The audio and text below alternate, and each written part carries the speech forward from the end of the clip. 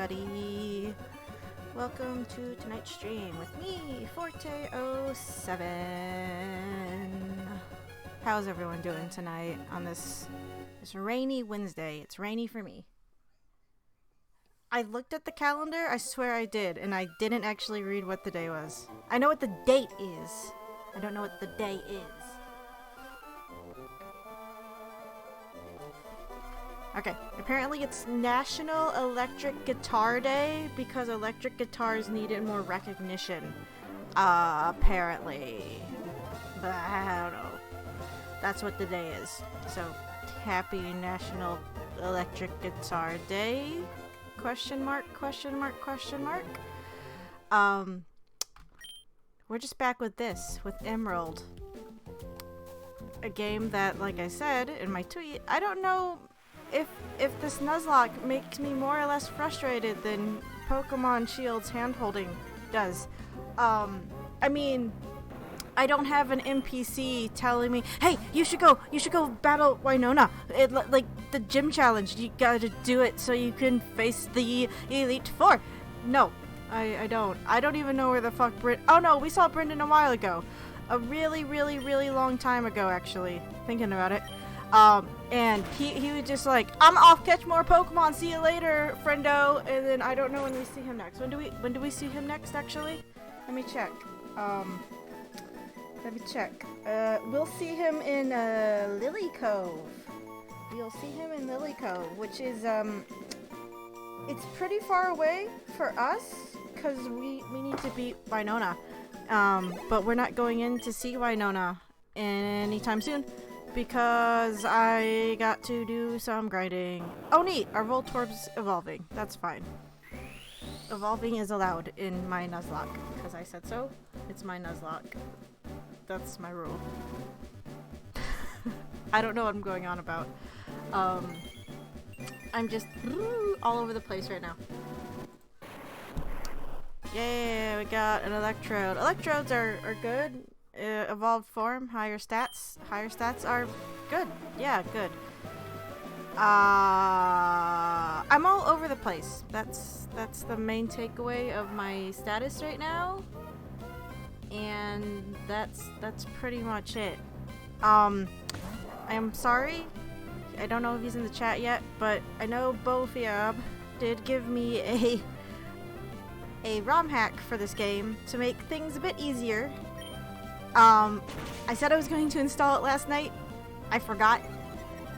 And I didn't do it today. Because I also forgot until like 20 minutes before I started.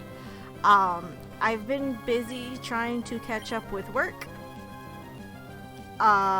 Because of the aforementioned fucking muscle relaxers.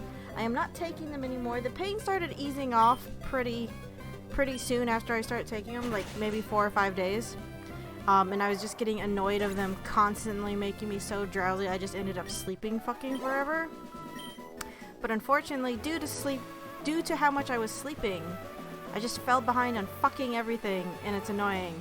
And tomorrow's Thanksgiving, so I'm going to be kind of, with my family for Thanksgiving. Can't do too much work on Thanksgiving. And then Friday night, I'm going out to Chicago for the weekend, like I said. So yeah. And then I have a convention on Saturday and Sunday. I have no idea how it's gonna go because everyone I talked to was like, it's just a garage sale convention. It's a lot of like small families and stuff. I don't usually do well there. So of course now I'm sitting here thinking, oh great, I'm gonna drive, 5 hours for nothing. Yay. I mean, I drove 8 hours out to Iowa for, okay, more like 9 hours. I don't remember how far away Iowa was from here. Des Moines. I drove all the way out there for a experience. It wasn't, the people there weren't bad. It's just, it was a smaller con and it took me fucking forever to get out there and you drive through a whole lot of nothing.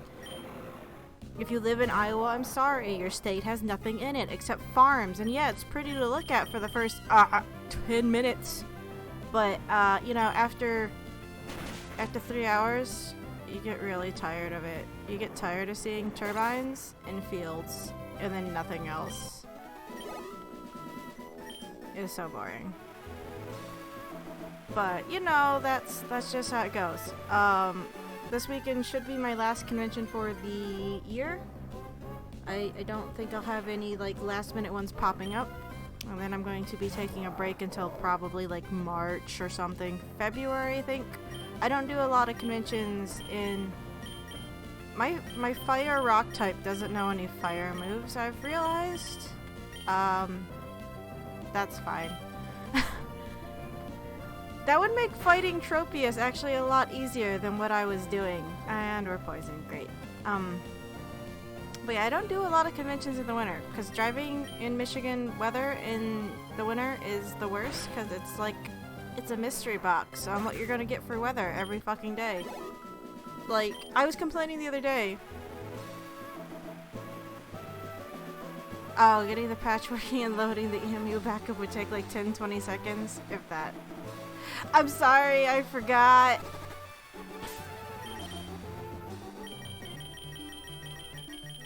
Like I said, I remember like 20 minutes before I started, and then I was like, oh, I'll do it later, and I know that was like terrible of me. I figured I'll just do it next week after I come back from a holiday, meaning being gone all weekend. I'm sorry, it's a poor excuse. Like I said, I've been trying to catch back up with work. And then I keep getting just... I've been trying... I want to play games, and every time I pick up my Switch, I always play it until the battery, you know, gets low, and then I'll stop. But that's still like 3 hours of not doing anything. So I've had to actually avoid picking up my Switch, like, at all. Like, I just get so easily distracted because it's work, and you know, it's easy to get distracted from work, so I just have it. It's just... yeah, okay, I need to stop looking over at the Switch. It's just Pokemon Sword and Shield. I'm not missing anything. I don't think. The only thing I'm missing is the game telling me what to do for the 40th time. So, yeah. You could do it right now. It literally wouldn't take any time at all. Oh. Okay. We could do it live. You might have to walk me through it.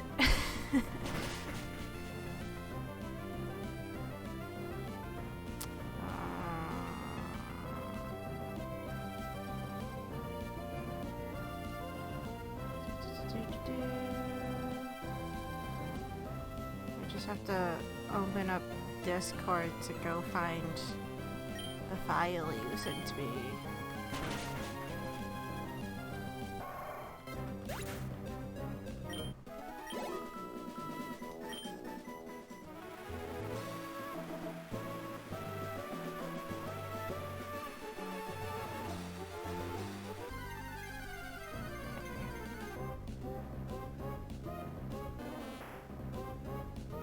Send a link to the patcher. Okie dokie. Oh, there it is.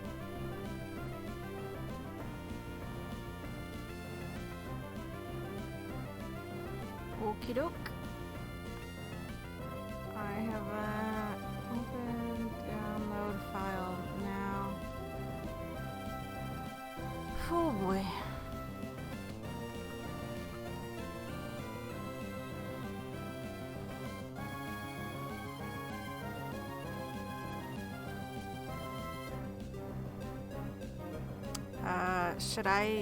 Should I like quit out real quick before I start messing with this? Hold on, let me kill this oddish. I'll go save.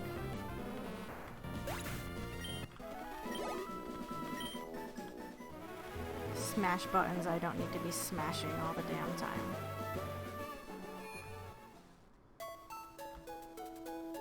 We're gonna heal. I've been watching Pokemon challenge videos most of today. I get so jealous of them. I mean, they're only using one Pokemon, but they at least get to heal and let that Pokemon faint. It's still a pain in the ass. Make a backup of the game to? Like the actual ROM or the save file?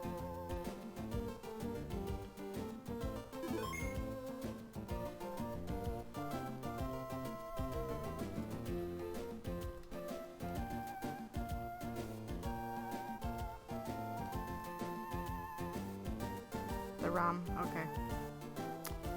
I can do that. Just need to go to the folder.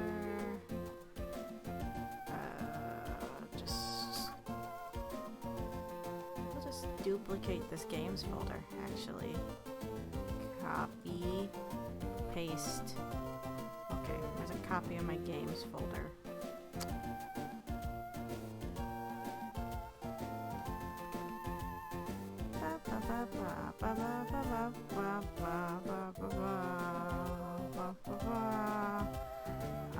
I'm assuming I need to close out the game, right? Let me just go get some YouTube musics to put on in the background while we do this real quick. Oh, Game Grumps is playing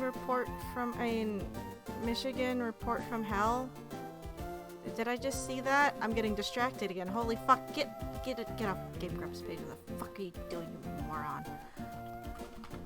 Moron being me. That's me. It's precautionary.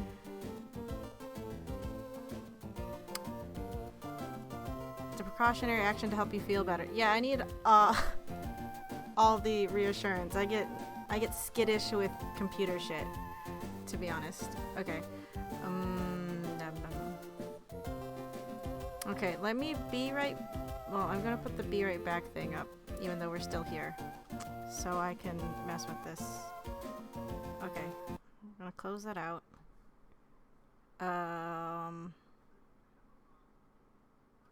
We'll just play this.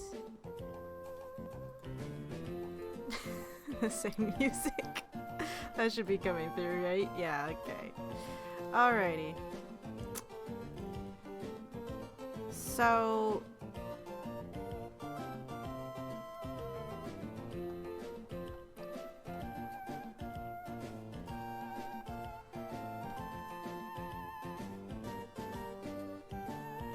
do I just download that file you sent me and run it through the patcher? Is that what we're doing?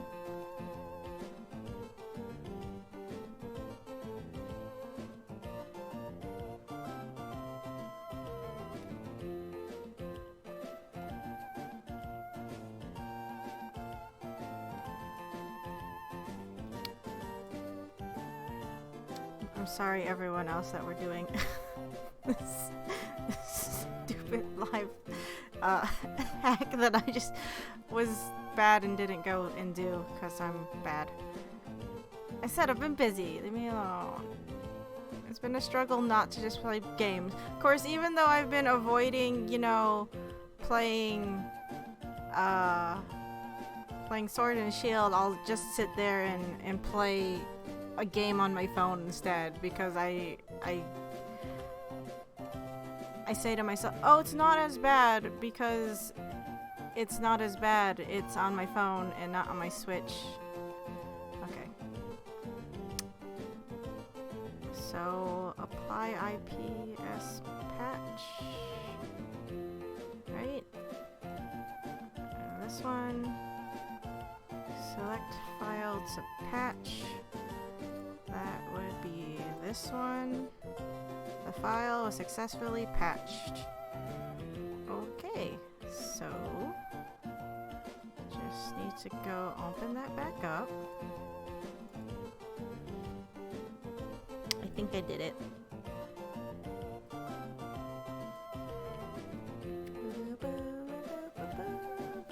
Okay, we need to pause this or else we're gonna have a weird mix. Take this down. Just resize my window for no reason. Oh, I forgot I could do that. Okay.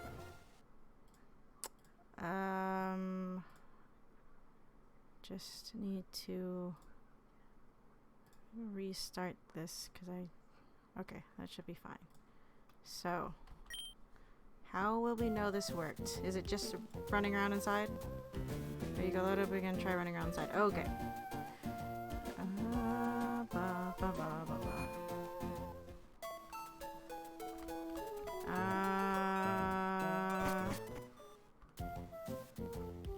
Does not look like it worked unless I did it wrong.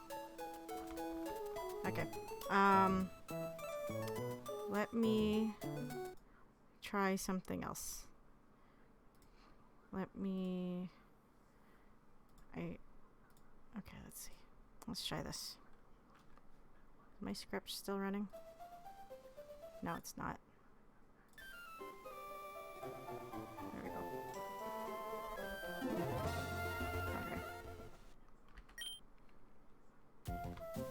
Okay, running. And no running. Yeah, I patched when I was playing, and I just reopened it even. And said it did the thing. The patch file doesn't have to be like in the same folder or file, right? I didn't move it out of my downloads or anything.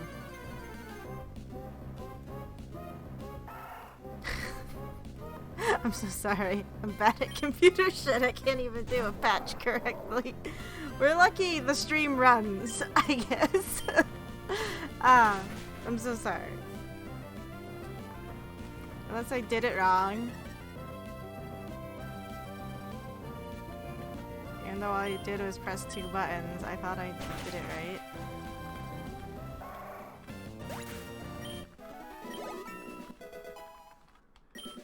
What? I thought we already hit 40. Happens in the same folder just for the process, but it's not required. Oh, okay. I know when I had to like mod the shit out of Deadly Premonitions, like drop all this in the DP folder. I'm like, okay. I'm gonna bring this up now because unfortunately we're not gonna be playing Deadly Premonition this weekend. And you guys might not even believe me, but I was messing with something I think after I ended the stream. I don't remember what it was. Oh, I was double checking. I was making. What was I doing? Oh, I was checking the compatibility that it was set on the other day. Did I even make the copy of the save file I said I was gonna fucking make? I don't think I did. Shit. Well, good thing we're not playing it tomorrow, because I mean we were not gonna go into chapter 9 right away anyway. Anyway, I was double checking a few things after the stream last week. Mainly with the compatibility, because most people are like, I set it to this compatibility and it worked. I was like, okay. And again, it was Windows 98 compatibility mode, and Deadly Premonition will not launch if I try and run it in that mode on my computer. But it set itself to compatibility mode for Windows 8. And also, just as like a weird side note, I also updated my graphics driver the same, like right before that, just because it kept bothering me about it. I was like, okay, fine. I don't know if that's what fixed it or if it was compatibility mode, but I went into Deadly Premonition. It would let me aim my gun properly. Remember how we couldn't aim it above like the horizon line, I guess, if you want to call it that? I'll look at working on the patch later. But I'll live for now without it. I think that's another reason why I like wasn't super rushed to do it tonight after I remembered it, because it's like I've already been suffering with how it's set up anyway. Because I'm one of those people. But yeah, so Deadly Premonition, I opened it up and it let me aim properly again. I could actually aim upwards, which I hope it doesn't break between now and the final boss, because when I was looking up just fixes for the chapter 9 crash, someone else was talking about not being able to aim, or I might have re-looked it up. Well, I just tested the patch on my end and it was fine. I probably did something wrong. I don't know what it would be, and I'm sorry. I'm inept. But yeah. I was, you know, trying to look up solutions and fixes to things that just for the future of the game to hopefully bypass any other issues. someone's like, it's a shame you gotta switch it back to this mode or else you can't aim up what you need to for the final boss. I'm like, oh good. Oh good. And then like I said, I went back in and the aim was working. I'm like, oh, I fixed it. I don't know how I fixed it. I hope it stays fixed because I'm going to need to be able to aim eventually. I know that's a long ways off. I'm paralyzed. Also, he's at 40. I don't need to be training him up. I guess it's just good to be training him in general because he is gonna get pithy here up to 40 even though we're not using him in Winona's gym. Yeah, I closed everything out.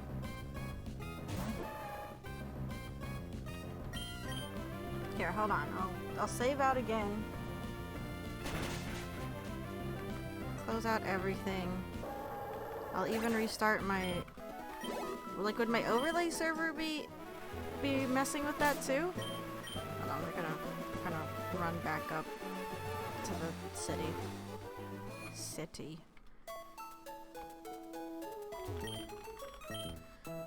But yeah, I somehow fixed Deadly Premonition, but if it's working when we play it again next week, who knows? I think the game actually just decides to cooperate based off, I don't know, moon phase or something?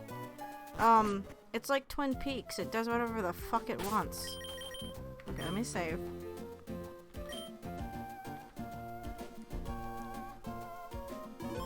Okay, that's saved. We're gonna close that out.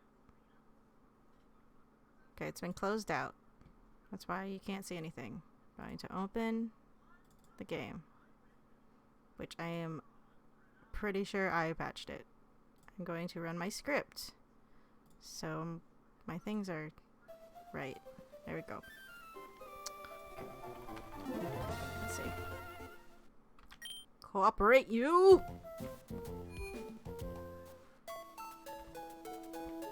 And no. What the fuck did I do wrong? Hold on. See, now it's bothering me. Now it's bothering me. Crap, I didn't have my music up. I closed it out because I didn't think I would need it anymore. Okay.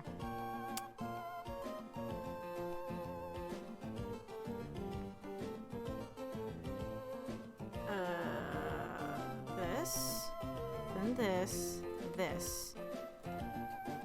That button? Nope.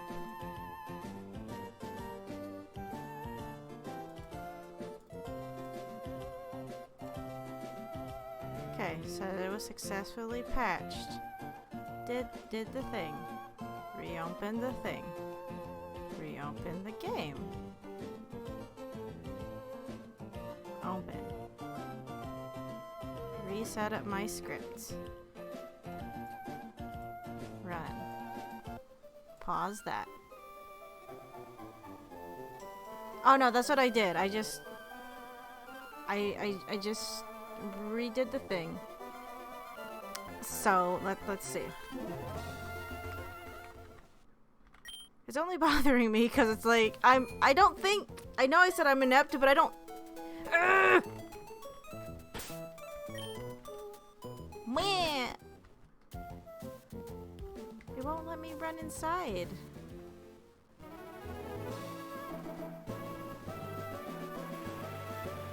I don't get it. See, it's gonna bother me because like I don't know what I did wrong. It has to be me.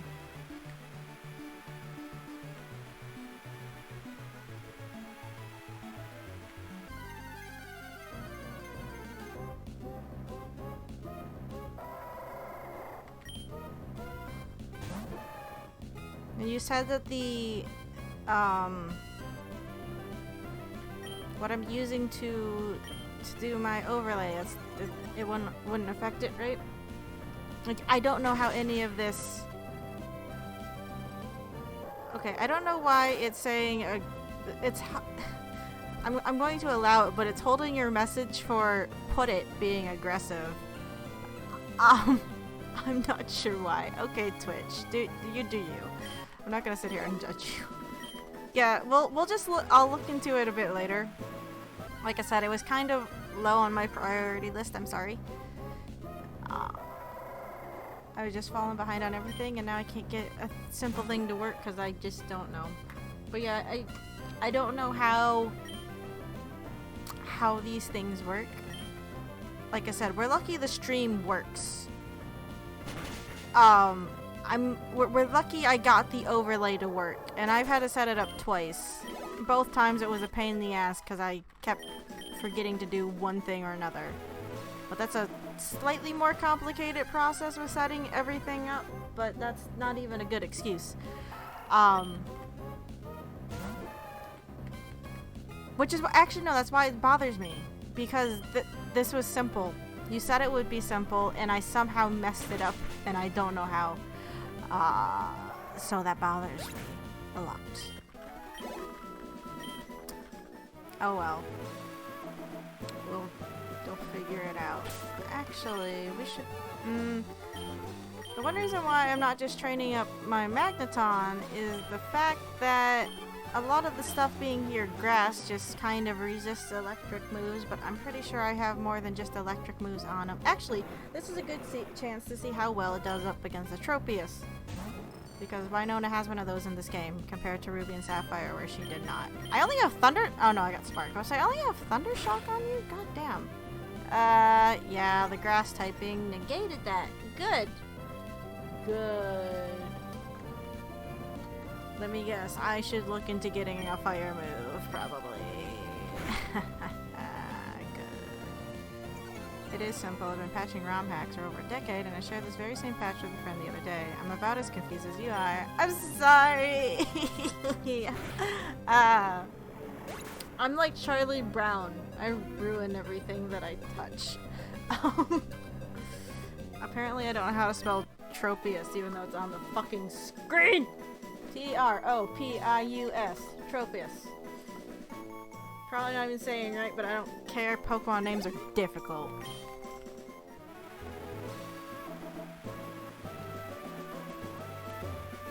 Of course, I always hate how Aaron from Game Grumps says Dratini as Dratini. And I know I shouldn't get mad about it, because I'm sitting here saying, don't get mad at me if I say it wrong! I'm not trying to be rude or anything. It's fine. No, I get it. It's just, I'm beating myself up because I don't get what I did wrong. And that's frustrating to me. Very frustrating.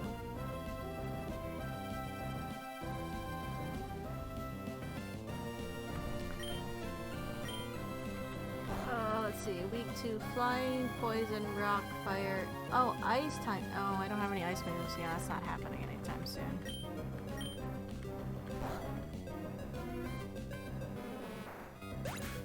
Even though it's flying, it still gets 2 times weakness to flying. Well, nah. I guess that kind of makes sense.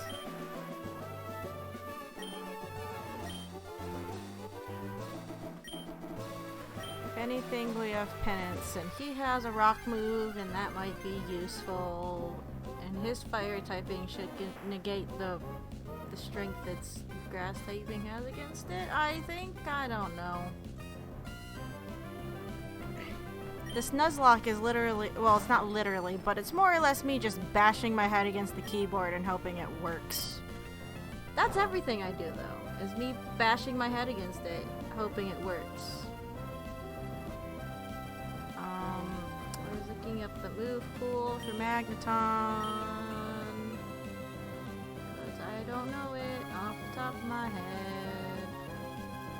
Oh, we're fucking asleep. It's like, why am I not attacking? Because we're asleep. I didn't fucking notice. Where is Magneton? I don't know what his number is. There he is. It's just gonna keep using poison type attacks on me, isn't it? Okay, that's fine.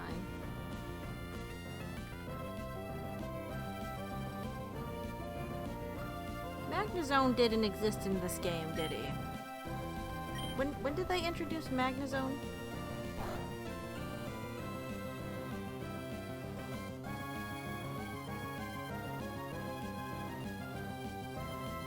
Generation 4? Okay, that's what I thought.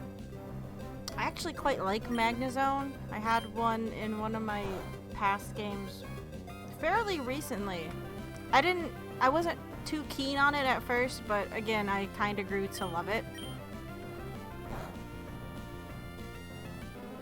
You can try with a different patching format next time. We'll know if it'll work then. I just went on the IPS since there's even the emu can load those without patching. Not that we'd have to try that right now.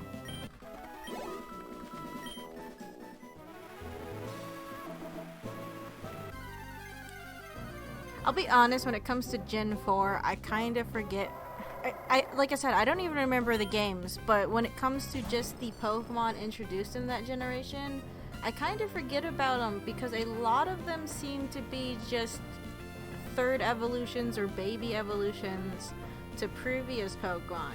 I mean, they did have new ones, and there are some from that line, well, from that generation that I do really like. But I don't know, I just remember there being so many like third evolutions added to that, and unfortunately that just kind of overrides remembering the generation in general. It's also when Rotom was introduced and it ruined everything. Now Rotom's fucking everywhere! I guess Rotom's fine, but I'm just tired of seeing Rotom.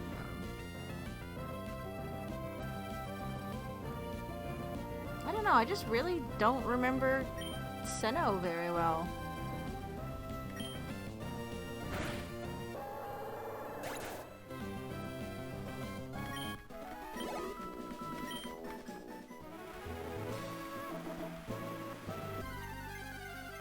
I want to say because maybe it was like the most unassuming. I feel like the generations after it had things that annoyed me enough to keep it in mind. The generations before it, I remember fairly well and fondly. And Generation 4 was just kind of there, if that makes sense. But again, I remember playing it a lot. Because that's when they had that, like, underground, like, digging minigame. I remember doing that a heck of a lot, right? That was Gen 4, right? Pretty sure it was. I fucking can't remember. That's aggravating.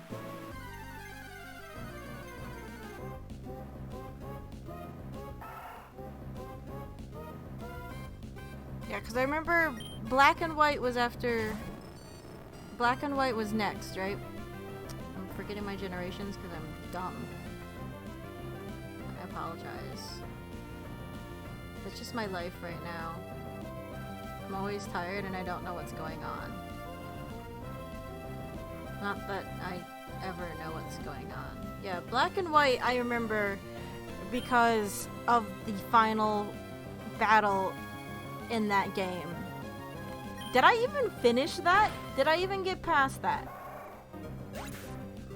With, what's his name? I don't fucking remember. I'm terrible with the names. Getsis? Right? The Getsis fight at the end. I remember being fucking pissed off at that because of his over-leveled fucking Hydreigon? Hydreigon? How do you say that? I don't fucking know. But I remember that thing just being like a royal pain in my ass, and it just stuck in my mind forever. I don't remember. Didn't they nerf? Yeah, they nerfed it a bit even.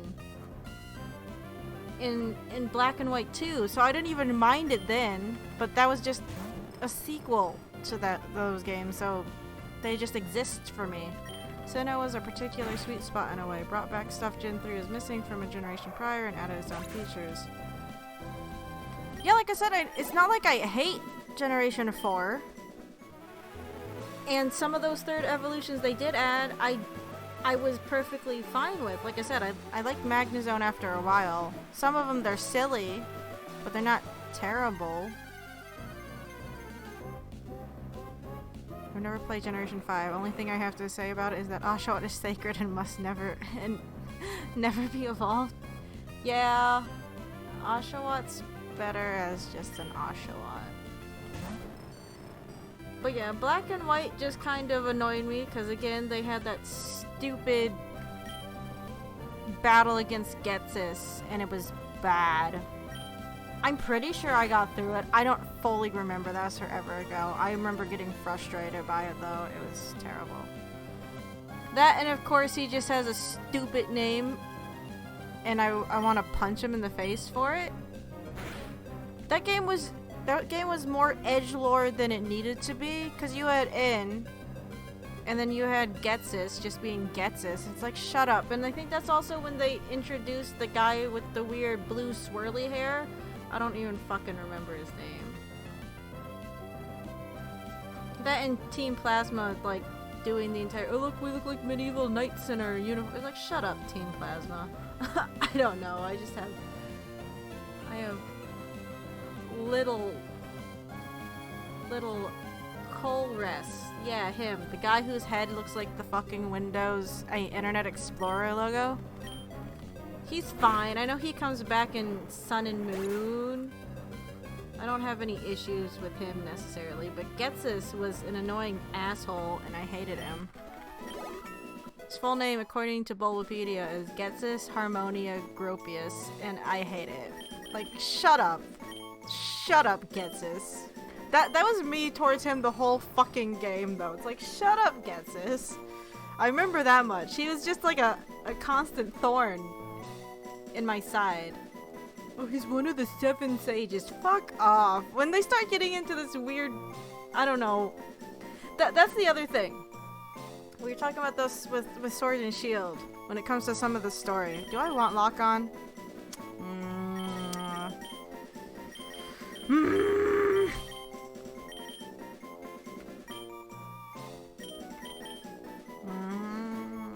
Do I want lock on? No, I don't want it. It's fine. But when it comes to the story, it's like they start getting super mystical. And I think Black and White really, I don't remember what was the story. Diamond and Pearl, that was galactic, right? And they were just trying to use the Pokemon to rewrite time and space as we know it, because fuck it. It's been a while. I don't remember half of anything from anything. That, and I'm super tired. I was up until like 7, then I took a nap on the couch until 10:30. Woke up for 5 minutes, went back to bed, and then I was woken up around 3 o'clock by a maintenance guy who came over because I was missing a bar out of my fridge. I was expecting them to come later on, like next week. I wasn't expecting them to come today, and I felt so bad because they had to deal with me waking up. It was also a little bit embarrassing because first the bars he brought for the fridge were for the wrong kind of fridge. So I had to leave and come back, but when he came back, I saw him walk by. My dining room is where my computer is, because I don't have a table. I'm not going to have people over all that often to really need a dining table. It's just me. So my dining room is technically my gaming area, but 2 of my walls are just pop figures. And I saw him stop and look at them briefly, but he stopped. You could see him glance over the wall. I'm like, oh no. I was pretty much internally screaming. Cause like, that's right, normal people don't have this in their house. But yeah, my sleep schedule is just a wreck is what I'm getting at. And that makes me forgetful, and I don't know. We're lucky I know what day it is most of the time.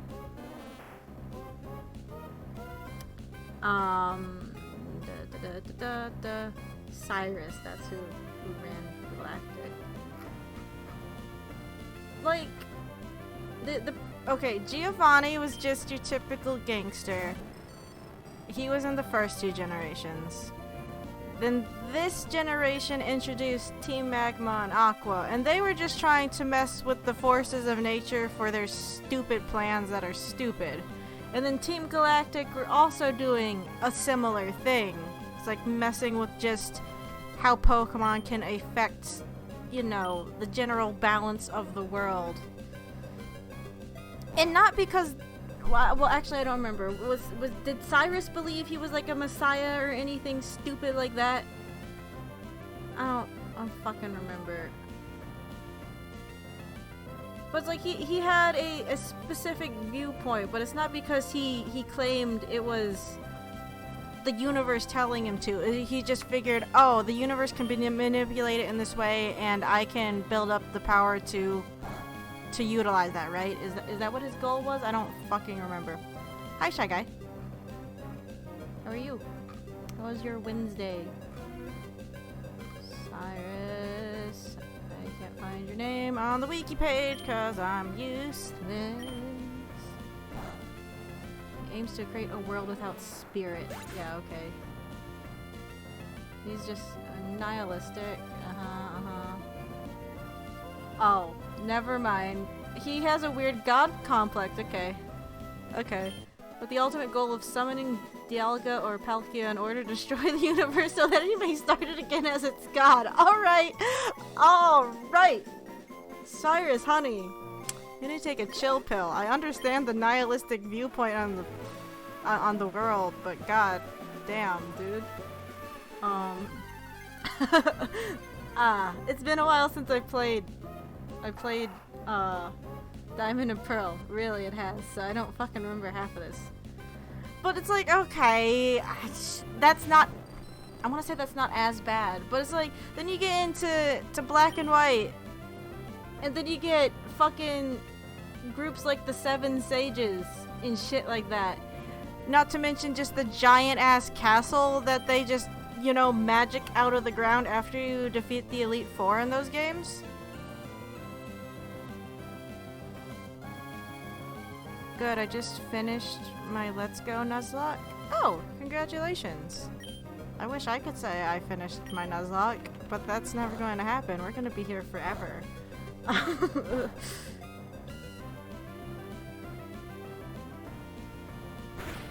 I don't know, it's like, I get it.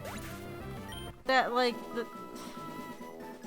I understand having more, like, religious connotations in the Pokemon universe. It's like you have these giant creatures that can manipulate all sorts of things. One's even a fucking god deer. Sure. But it's when you start getting dragged into this weird cultish behavior that and you're constantly being dragged away from your story to participate in their story that I think gets annoying when it comes to how Pokemon games story can be. I don't know what the full story is for Sword and Shield. Please don't spoil it for me. I'm getting there. I mean, like the Tales of Legends and stuff like that is fine, really.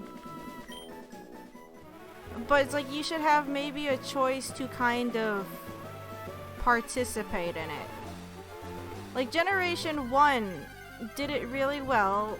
I mean, they didn't have much that was in your way, really. Team Rocket was just causing havoc, and to do anything you had to take care of it. But it's not like they were trying to really push their ideals on you, and then it became like this giant like moral dilemma or whatever. Like in Black and White, where they're like, oh, humans using Pokemon is just bad, you should release them, if not you're a bad person. Even though that team in general is working with ulterior motives anyway. It's like when it starts to get super convoluted, it's like I'm just a 10-year-old that wanted to catch creatures to go on an adventure with. I don't care about your weird prophecy bullshit necessarily. And it's like, I get it. A lot of fantasy games start out that way. Or like RPGs start out that way. Or just games in general. But it's hard to explain. Maybe it's a situational thing. I know I keep saying that, but you know, that's how I kind of treat things. Based on a situation, on how I'll react, I suppose. But it's like the main premise of the game just goes completely off the rails sometimes with some of these stories. It's like, I just wanted to defeat the Elite Four. Why is there a giant castle here now? And it's like in Sun and Moon, you would just be doing the island challenge and would have no connection to Ultra Beasts or anything except them just existing in the same universe if Lily didn't do Lily things. And again, a lot of RPGs or whatever start off like this. I'm kind of thinking Tales of Symphonia, but they were going on a weird magical quest anyway that ended up being deeper than what it seemed at first. So I don't know if that's really a good comparison. I'm also kind of thinking Legend of Zelda, because like the last couple Legend of Zeldas, mainly Skyward Sword, Twilight Princess, and Wind Waker, you know, you're just doing your thing and then someone gets kidnapped and you have to go rescue them. You're not thinking, I'm gonna go save the world, I'm just trying to rescue this person, then you just get roped into saving the world because saving that person is tied to saving the world and it's just like a consequence of what happened. I mean, it can kind of be contrived if you think about it, I guess. I don't know what I'm getting at. I'm just saying, it's like you looking back at some of these stories for like the last couple generations, like it just, some of it gets annoying. And I know this all just stemmed from my frustration with Getsus, but really, Getsus, he just feels misplaced, not necessarily misplaced in the Pokemon universe, but considering the story you're going for, he feels over the top and unnecessary. The difference though is that those are established characters, not a blank slate for people to project onto. It's the same problem we got into on the last Shield stream. Yes, that's very true. Like Link, yes, you're playing as Link, but he's established. I mean, you have some choice in the matter with Link a little bit. But he's established as a character that, you know, people depend on, they like him, he's depending on it. I mean, situation pushes him into roles that he didn't think he would fit. But, well, I guess the other thing with, like, a lot of Legend of Zelda, see, now I'm thinking about Wind Waker, it's like, well, he wasn't necessarily training with a sword.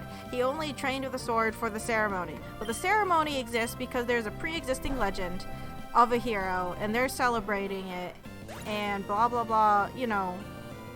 That series deals a lot with reincarnation, so that one's kind of hard. Pokemon, that's not the thing. You're a normal kid, and suddenly you're wrapped up in this giant fucking scenario about a legendary hero or whatever the fuck. I don't know. I remember Getsus came back into my field of view, and like I said, I guess he kind of, not to use this word lightly, but he kind of triggers me because he's stupid and I hate him. I hate Getsus.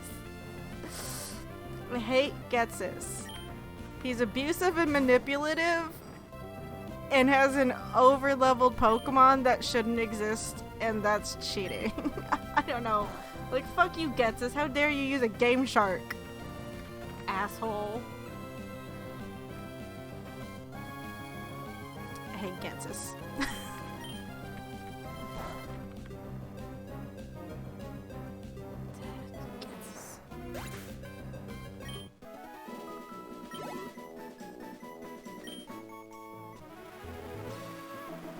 That and Getsus just has the Shadow Triad, which are like ninjas that can get him out of any situation, so he doesn't have to, you know, be held accountable for fucking anything. I'm like, oh, okay, but you just have invincible ninjas in here now?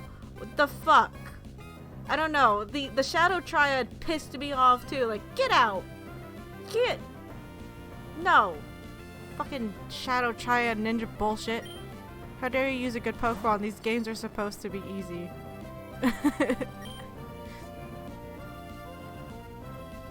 I'm not saying the Pokemon he used was good. It wasn't good. It's just that it existed at a level that it technically couldn't exist at. I think like, what level? You can't get a Hydreigon or whatever, Hydreigon, until level 64. if you're raising it normally. And he just has one at like 54, 52. And it's like, what the fuck is this noise? Why do you have this 10 levels before you're supposed to?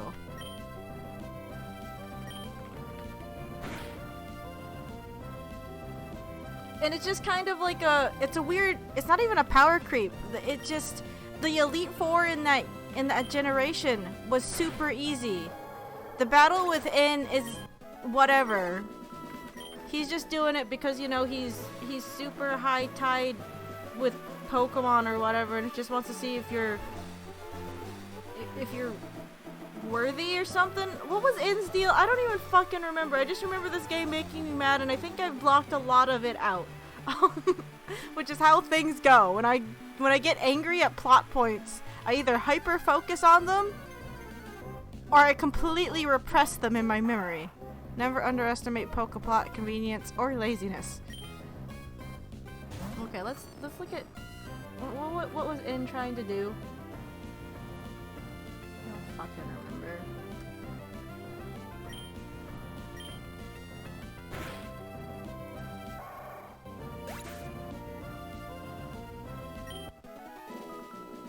Within the castle's throne room, N tells the player that his goal is to create separate worlds for both humans and Pokemon, saying that he is willing to battle even as Pokemon are hurt.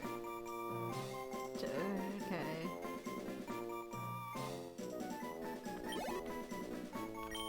So much for Gen 5 being memorable.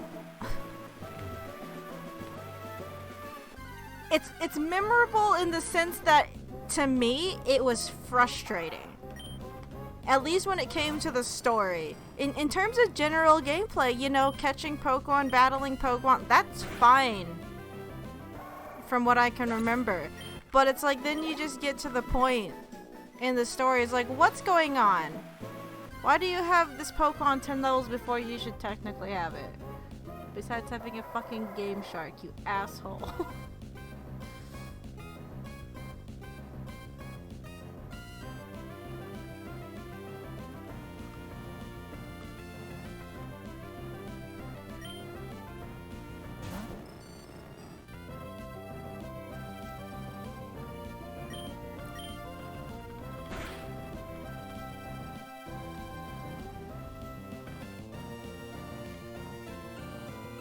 I don't know, like, just N's backstory. It's such like an anime trope. He's like a typical shonen character. It's like, I don't come to Pokemon for long-winded, elaborate, tropey backstories. I came here for Pokemon. When N was young, he was orphaned and left in the wood. Of course he was. There, he was raised by Pokemon. Of course he was. Like, what? And of course he has some item that looks like the fucking Millennium Puzzle. And I'm half expecting him just to turn into Yami-Yugi. Like, just do it. Just do it. One day, Getsus came, claiming to be his father, and raised him to be king of Team Plasma. When you start throwing around kings and shit... Oh no. Actually, it's been a while. We didn't get a call like right after we left the fucking Pokemon Center. That's nice. Oh, hi, oh Forte, hi there. This is Brooke. So, are you getting more Pokemon together? I'm having a rotten time of it. They all get away from me. See you. Yeah, bye, Brooke. Stop calling me. According to Concordia, N's heart is pure and innocent. That's fine.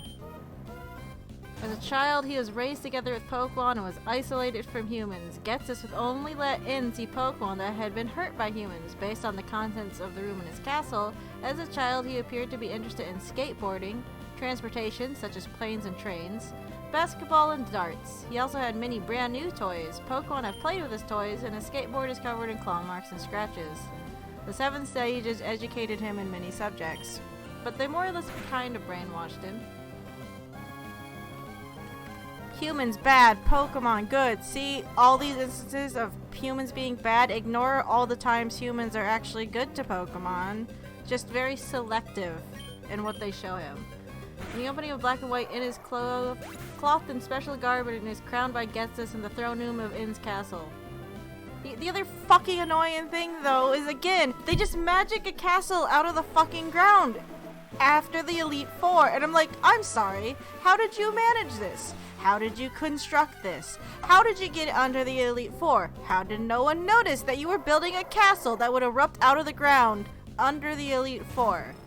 They didn't use the power of a Pokemon, I don't think. They just made a giant fucking castle underground that popped up out of nowhere. And it's like, what are you doing?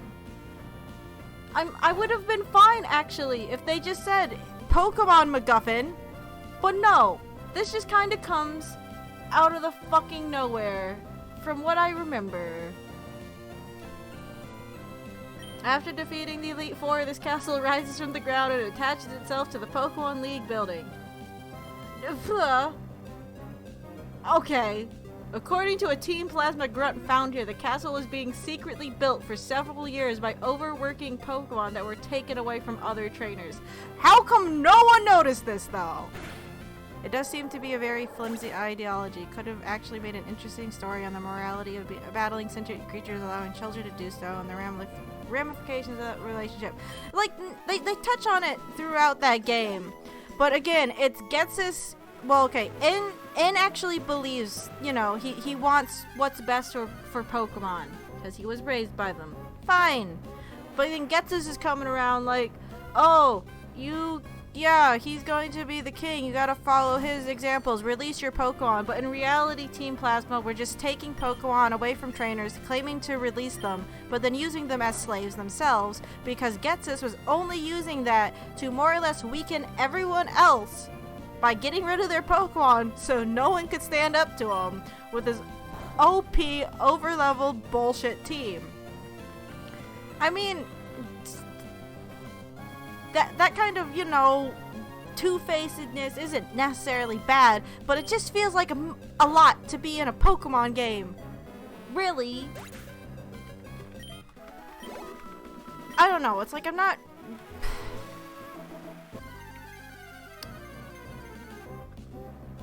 I get these games are made for kids. I'm also fine, though, with having more mature themes in games for kids.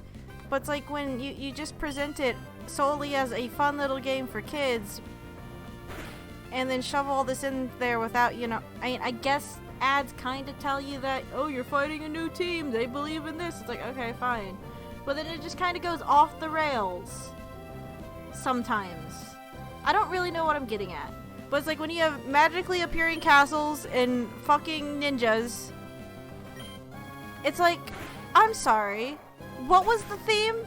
It's like, how do you have ninjas when your grunts are dressed up as medieval, you know, squires, more or less? What are you going for? What is actually the theme here?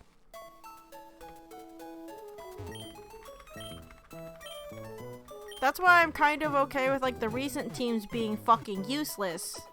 Because, like, well, first off, like you said, Cyrus was just trying to destroy the whole fucking world. I don't know where you're gonna go from that. And then Lysander for Team Flare was... I don't know what he was doing. That's actually not a bad setup there, but it also seems out of place. Perhaps it would have worked more like a Coliseum or XD game with an established character with a personal attachment to the big bad. And yeah, no, exactly. And it's like I said this like last time. It's like Coliseum's fine, but see, you're set up as an established character. He has a beef against the main corporation. That's established throughout the story constantly. And then even, you know, I don't remember what the girl's name was in Coliseum, but it's like she's kind of tied to it. It's not just, you know, a person that decides to be involved in it. They're already involved in it. And it's like, yeah, I guess you have that with Lily, but it's like she's just running into this random person's life and dragging them into this giant grand ordeal with interdimensional Pokemon. And suddenly, oh no, her mom's been fused with a jellyfish. What the fuck just happened? Rui? I'm gonna say Rui, or is it just Rue? Did I say Rui? There's an I there. But, like, I don't know, a little bit of, I know restraint is a weird thing to say, but considering some of the grandiose plans of some of these team members, and it's like, okay, yeah, I get, you know, a child besting an adult and correcting their over the top, kind of misguided fucking, you know, ideals or whatever. But at the same time, when the player character is more or less supposed to be your avatar, where you get to express, you know, well, where you kind of want to express your choices, and the only choices you really get are the team that you make. It can get a bit annoying, especially in the later games when they're just constantly interrupting the flow of gameplay, where you just want to catch Pokemon and train them up with random story beats. It's like, okay, sometimes going into a city, it's fine if you run into the team of that game. And you're like, oh, I wonder what they've been up to. And suddenly they appear. It's like, oh, okay, cool. When I find, you know, when you get to the point of wondering what they've been up to is when the game's like, hey, by the way, here they are again. It's like, okay. It's not like in Sun and Moon or Sword and Shield where you have no time to wonder what Hop's been up to, what so-and-so's been up to. Because guess what? They're always right there, just in front of you. You don't have, like, anything that they establish. They don't give any time to linger or let the player, you know, think on it. They're just constantly putting it in your face and bashing you over the head with it. And that's just not good storytelling. It's like, I wouldn't even mind, like, the earlier stories. It was only until Sun and Moon that I really kind of got annoyed with it. X and Y maybe? But it's like, Black and White, I didn't mind too much. It was just Getsus at the end that just kind of, you know, left a bad taste in my mouth. Because, like, oh, this is stupid. Cyrus, whatever. I don't remember that very... Like, again, I don't remember Diamond and Pearl very well. It existed. That's fine. And the previous ones weren't pushing it in your face. Like, yes, Team Aqua and Magma exist in this game. But not every time do I go into a town do I see them, do I hear about them. They just kind of pop up every once in a while, like, oh, that's right, they're doing a thing. And they gradually get you into that situation. You see them pop up from time to time, and then suddenly, those people we've seen just every so often are suddenly causing a lot of trouble. Maybe we should do something about that. It's not like right off the bat, these people are bad and you as the player character should fix it right now. We're going to force you to watch all these cutscenes where you have to be, well, we want you to be emotionally invested. Like, maybe Black and White kind of pushed that because they had N constantly approach you because, of course, they see something and how you raise your Pokemon. Oh, you must be different than other people. You are the chosen one, even though N was the chosen one in that game because that's just how they wrote him to be. But, yeah, with that game, I don't remember Diamond and Pearl. I don't remember necessarily how they were introduced, so I can't actually comment on that right now.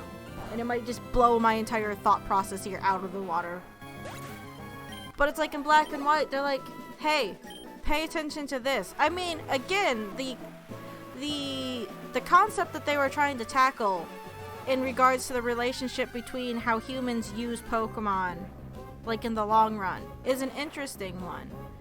But it's like they don't give you the choice to think on it. They don't give you the time to think on it. They throw you into it. Like, here you go. Here's N. He's gonna convince you that everything you're doing is wrong, but the only way to progress is by doing this wrong thing. Have this moral quandary right off the bat or something. Again, I don't fully actually remember. I might be getting it all wrong, but that's kind of what I remember. And then, of course, then it's like, aha! I've been playing you all for fools, and N is a naive little baby. But whatever. Here's a castle and an OP fucking dragon. Deal with it. Like, his dragon is, you know, stronger than the actual cover legendary that you have to fight when you fight in. Cause and isn't actually the last bad guy. It's actually Getsus and his stupid ass team. Fucking Getsus. I hate Getsus. That's the theme of this stream is I hate Getsus. Let's see, after Black and White it was X and Y. X and Y I don't even... X and Y? They... Lysander, I don't know what his deal is. He wants to use the giant ancient weapon to destroy or recreate the world to make it beautiful and better or something. Like, I feel like that one I also fucking blanked out because the goals of that team were just weird and I just didn't care. It's like, I just want the rainbow deer with the cool horns, please. I don't care about what you're trying to do with it, really. And then they had the whole thing with the... What's his name? The ancient guy who was insinuated to be the king from, like, so many thousands of years ago that created the weapon, blah, blah, blah. I mean, okay, no, they're... Az? How do you say his name? I don't fucking know. I'm just gonna say Az. You know, your 9-foot-tall giant guy... Okay, no, he is the king, because he reunites with his dead Pokemon flower thing. It's like they try to make that a thing, but I don't even remember. I mean, okay, most of the backstory you get for him is like reading books in stuff in libraries in Lysander's hideout, I'm pretty sure. I don't fucking remember, because I didn't care. I was not there to care about it. And the thing that's the thing is I think that's why it's gotten so handholdy. They want you to care about this story, so they force you into it in the most annoying way possible. They don't make you they don't set up any kind of intrigue for the player, I don't think. They're like, please follow the story and care. It's like, but I don't.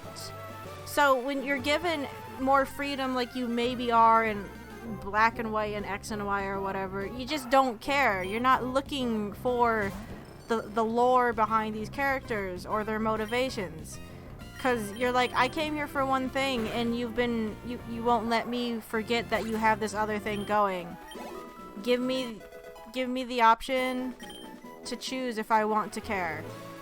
Well, I mean, I guess they are. No, they pretend that they are. They really want you to, with how often they bring it up. It just... I don't know. I'm not saying story in a Pokemon game is bad, but it depends on the context. Like we said, if it's like a Coliseum game, where you're playing an established character, where they might have stakes in the matter, that's fine, but when the character's supposed to be, you know, a self-projection of yourself and what you might do if you were in this magical world full of creatures that can do all these amazing things. Maybe someone would want to be a hero in that universe, but maybe some of us just want to be the best, which means defeating the Elite Four and not actually being, you know, the person that decides whether or not everyone lives or dies because of a fucking meteor or something. It's like, I'm sorry, there's no one else more qualified to do this than me, just because I have really strong Pokemon. Like, no one else is doing this. Is that what you're telling me? Okay. That's a little sad, I guess.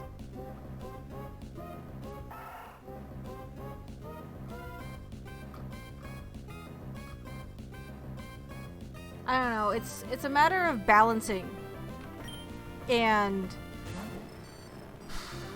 at one point, Pokemon seemed to be okay at it. And then nowadays, they just I don't know.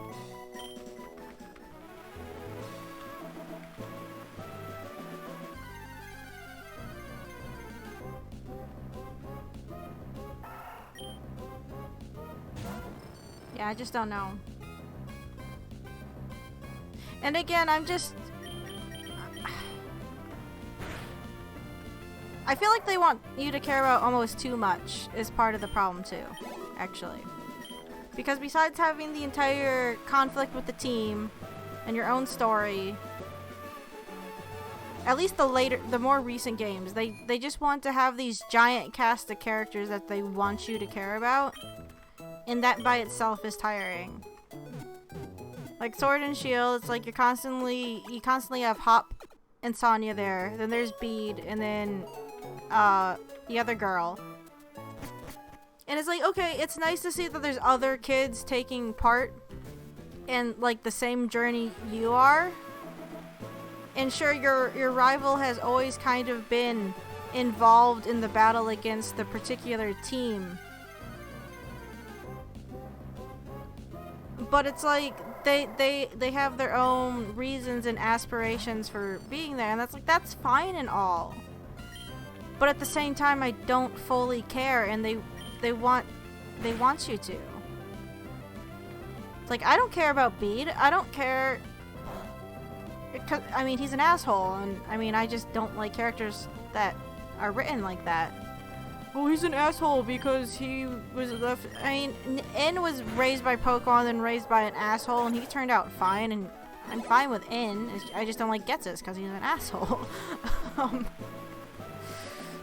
Can't remember the name of it, but there's a hack that's much more open than the typical Pokemon game. You can pursue the gym challenge without any involvement in the main story or any of the other careers that they add, each with their own stories.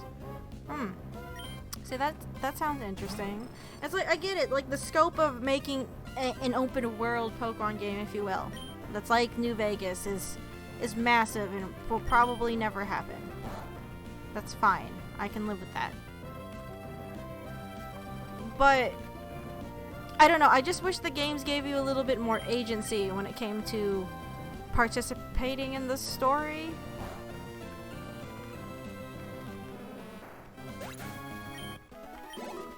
I mean, I guess then that would boil down to multiple endings or something, maybe. I don't know. It's just they keep introducing all these grandiose scenarios where you couldn't do that. Like, think about it. In Generation 1, the player character ideally could technically ignore Team Rocket. They have nothing to do necessarily with what we're doing. They just happen, because of plot contrivance, they get in the way. Oh, you need to get past that Snorlax? Guess what? You need to get the Poke Flute from Mr. Fuji. What's that? Mr. Fuji's on the top of the Pokemon Tower? Oh no, there's a ghost there. Okay, granted there's a way to get past it in Gen 1, but that's beside the point. It's like, oh, the only way to get past the ghost is to go get the Self Scope, because the ghost is the dead mother of the Cubone that was killed by Team Rocket. It's like, oh, okay, they just exist. But it's like, they're not necessarily going out of their way to like completely hinder your quest. It's like, if Snorlaxes weren't there, you could bypass the whole Team Rocket thing. Like, you wouldn't necessarily have to care. Again, you would see them from place to place. Mountain Moon. Okay, they're just doing shit there. Stealing crap, because that's what they do. But it's like, let's say you had a Pokemon game that lets you ignore Team Rocket. That wouldn't really change up the ending, would it? I mean, you might not be able to get your last badge if Giovanni doesn't, you know, just get disillusioned that he got beat by a kid and decide to go back to his actual job. But that would mean no one else would be doing the gym challenge. Of course, then, even then, if that was the case, like, huh, no one knew's coming in. I wonder why. Oh, they must all suck. No, I think it's because all of them can't get their last fucking gym badge because the leader we hired is an asshole. Even though I'm fine with Giovanni. That's a different discussion. I was like, then that would maybe prompt the Pokemon League to look into it, and then that would become an issue or something. I don't know. But it's like, you could... Team Rocket's just there to add a bit of flavor, I guess. You know, point out, oh, Pokemon can be used to do bad things too. You know, they're not smashing it over your face. Organized crime is a thing. It exists. and it just happens to get in your way in this game. But it's like, if you could avoid it, what would it really change in the ending? The ending of that game, it's not to defeat Giovanni as the super secret end boss, it's to beat your rival. Because that was the main thing that they set up at the start of a Pokemon game. You have a rival, you both want to be the best at Pokemon, the only way to do that is to defeat the Elite Four and become champion. Winner takes all. Not, oh no, Giovanni was actually pulling the strings the whole time and this was all a ruse, and by defeating the Elite Four, you set off bombs all across the country and now everyone's dead. Good job. Like, what? Like, I feel like some of the later Pokemon games, they're trying to pull what Sonic Adventure 2 does. Now, I love Sonic Adventure 2, I'm just using this as an example. But it's like, yay, we got all the emeralds! Oh no though, the Space Colony arc is now careening towards Earth because, surprise! You've been played, you didn't know this was in place, ha ha ha ha ha. Dr. Eggman's grandpa's been fucking you guys over for the whole thing. Oh shit. We gotta stop them by banding together. Pokemon's not really supposed to be a game like that, because those are two totally different games. But it's like, I think that's why I got annoyed with Black and White. You know, you just want to go defeat your rivals and defeat the gyms and defeat the Elite Four. You defeat the Elite Four and the champions. Oh ho ho! Giant castle erupts out of the ground and you have to actually battle In, who has harnessed the power of the legendary dragons. But oh no, another twist. He's not actually a bad guy. He decides to leave and it's actually Getsis pulling the strings. Ah, real final battle. It's like, what just happened? Why am I here? Why are we doing this? And it's like, I get having twists like that to change up the formula. But it's like the whole time, you knew this team existed. You couldn't technically ignore them. They were there. And it's like, okay, at the same time, yes, there are certain things in life that you can't just ignore. You can't just go by and ignore them. But it's like, I don't know if that's really, if a Pokemon game's really the place for that. Like, I shouldn't criticize them for maybe making kids think a bit harder on things, but at the same time, it just depends on how you handle it. I don't know how, like, the new Yokai Watch games handle it or anything. I don't know if those are even really comparable. But I don't know. I don't necessarily have a problem with Black and White. The only thing that really, like I said, pissed me off was Getsis, because that battle was stupid. Oh god, Nuzlocke shenanigans. Yes. Really, we're just training right now.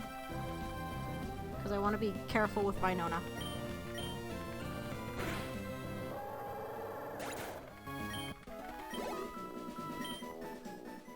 But, see, I think what the difference kind of is, okay,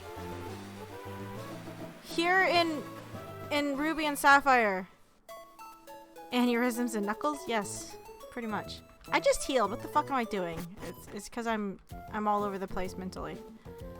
But it's like, okay, here again, they're sparing with how often you see Team Magma and Aqua.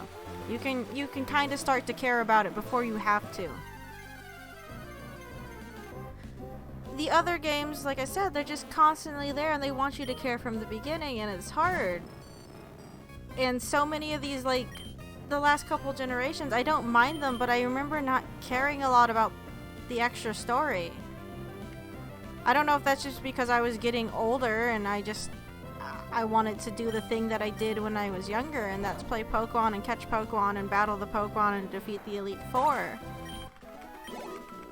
But it's like, the story just, it's like, okay, it's there. Like in X and Y, whenever you meet back up with your rival and other friends, because X and Y is when they started, I'm pretty sure, introducing like your gang of rivals and friends, and it's like, that's fine. But at the same time, it's like the characters that they're introducing, they're super cliche, super tropey. You kind of get what they're doing, but it's not it's not integral to your plot. And you don't have to care, but they want you to care. And that's why they would constantly have, you know, cutscenes with your group of friends in X and Y, because they wanted you to care. It's like, I get we're supposed to be friends, but I'm not invested in this. Like, at all. They kind of did the same thing in Sun and Moon. Sun and Moon was just bad because they wanted to handhold you to make sure you understood the new system of their not gym challenge with the island challenge. And it wasn't handled well.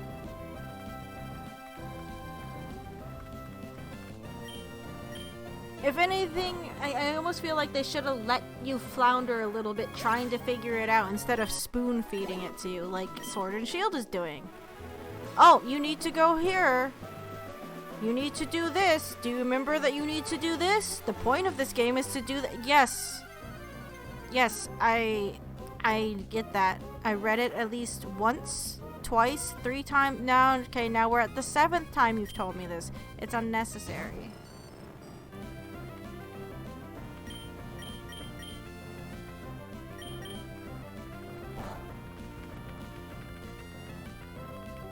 Like, a little bit of pushing the player character or the player in the right direction is fine. But the hand-holding isn't. And like I said, with Sword and Shield, at least on Sword, it's like I would just get to the point, it's like I'm just gonna stay training on this route because I don't feel like talking to Hop right now. And the trigger boxes for some of those, you can't even sneak past them. You have to go talk to them. It's like as soon as you enter that town, Hop's like, hey, where have you been? It's like, fuck you, Hop. See, I might like him better as a character if he wasn't constantly pulling me around to places. Like, oh, the start of Sword and Shield, he comes over. Hey, my brother's gonna be here. You should bring your bag. It's like, why are you telling me to bring the bag? Okay, whatever. It's like, I'll meet you at my house. You go to his house, like, I'll meet you at the train station. He just tells you where to go constantly.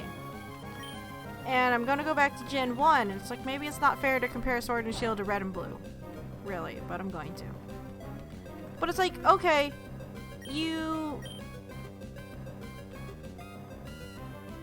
at the beginning, you know, your rival's like, well, I'll see you later. And doesn't he say something like, oh, you should stop by my house? Or he's like, I got a town map from my sister. He doesn't tell you to go to his house to get a town map from his sister. He mentions this, and then you can go to his house and talk to his sister. And she's like, oh, here, have this town map. I gave one to my brother. It might be useful to you. Like, they could throw out this idea and maybe think, oh, the player will think to go here. Okay, not always is that the case. It depends on how well you... Like, there's an art to suggesting something to the player character to do without directly telling them to go do it. And the new games do not want to do that. They do not want to drop subtle hints that let the player use their own intelligence to figure it out. They just tell you how to do it. That would be like going into Lieutenant Surge's gym and the NPC is just telling you what the puzzle solution is. You don't have to, you know, fandangle with it for 15 fucking minutes and then get mad when you accidentally reset the puzzle for the 80th time. It's like, yes, that's frustrating, but you know, whatever. It's a minor inconvenience.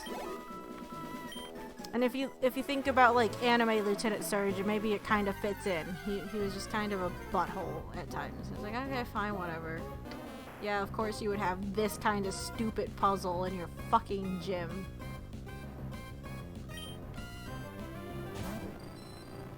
Okay, I've pulled up the rival list from over the last few generations, just to kind of look at them. Of course, they only have rivals listed and they don't have like all the secondary characters that are technically part of your friend group that I don't even remember their fucking names. It's like, okay, you are character trope number 3. You do this thing. Goodbye now. I will see you next town where you tell me something I don't actually care about again. Yay. Like I said, I feel like they're expanding the scope too much. They want you to care about too much stuff. And some people will just start to not care about that extra stuff you're adding. I don't know. I'm just talking in circles now. I understand that. But yeah.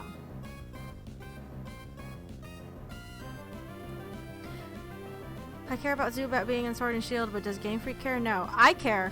Again, Crobat's my boy, and I don't get Crobat. I'm sad. The other I mean, now this is gonna sound a bit weird because I know Bede is kind of like that, but Silver was kind of your, you know, your asshole rival character. But it's like I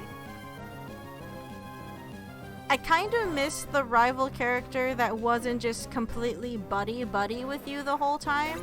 It's fine to have friends. But it's like, I preferred, I guess, the rivalry between, let's say, like, Red and Blue. It's like, yeah, you can tell they were friends, but they didn't have any issue, you know, kind of ragging on each other. Of course, looking at some of these, like, rivals, Again, I don't fucking remember them very well.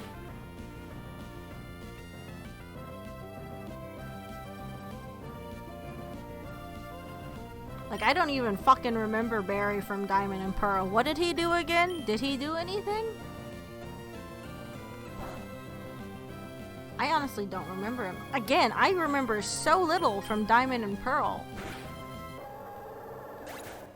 Maybe it was really just that unassuming. Unoffensive, like you said, Bofab. It hits that sweet spot and it's fine. Barry was Barry. I don't remember anything about Gen 4. See, that's how I feel. Like, I don't remember getting angry at it or anything. I guess it was just a solid Pokemon game and I could live with it. I'm like, that's fine. Good job. I'm not saying that I had any issue with, like, the first 3 generations. Not really. Any issue I might have had with them was just me being annoyed with smaller stuff. Like, I remember Ruby, Sapphire, and Emerald. I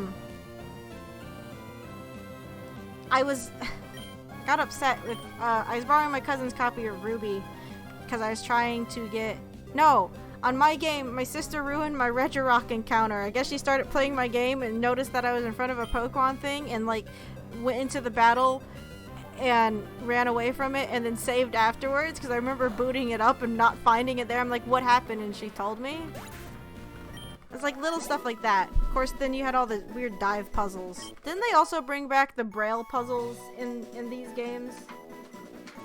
The Braille puzzles are fine as a concept, but I just remember those also being annoying. That and the sliding picture puzzles in Gold and Silver. It's like just the little things though that stick out. It's like, but they're also optional. I don't have to deal with those just playing the game necessarily. What do I want to get rid of? Probably gonna. Oh, well, it's just Sonic Boom. It's fine.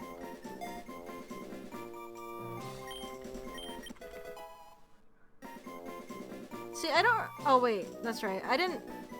I started Black and White too, but I don't remember Hugh very well. Sharon was, you know, kind of your aloof, intelligent type. Bianca was your airhead type. Trace and Hop, so Trace is from the Let's Go games. Trace and Hop feel very similar. I think Hal from Sun and Moon was, you know, he also fit that thing. Like, overly excited, always running ahead of you kind of thing. And they just really fell into that. I guess they have Gladion in Sun and Moon, but he comes into the picture later on.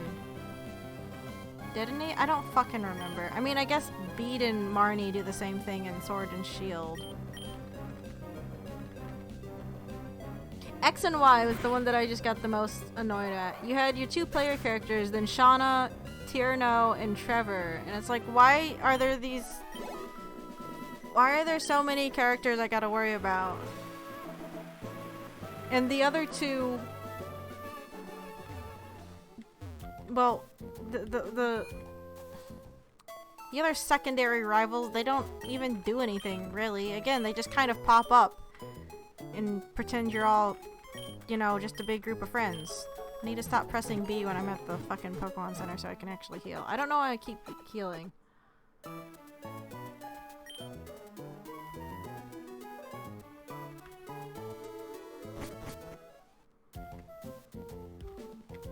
I mean, Wally was fine as a secondary rival in this game.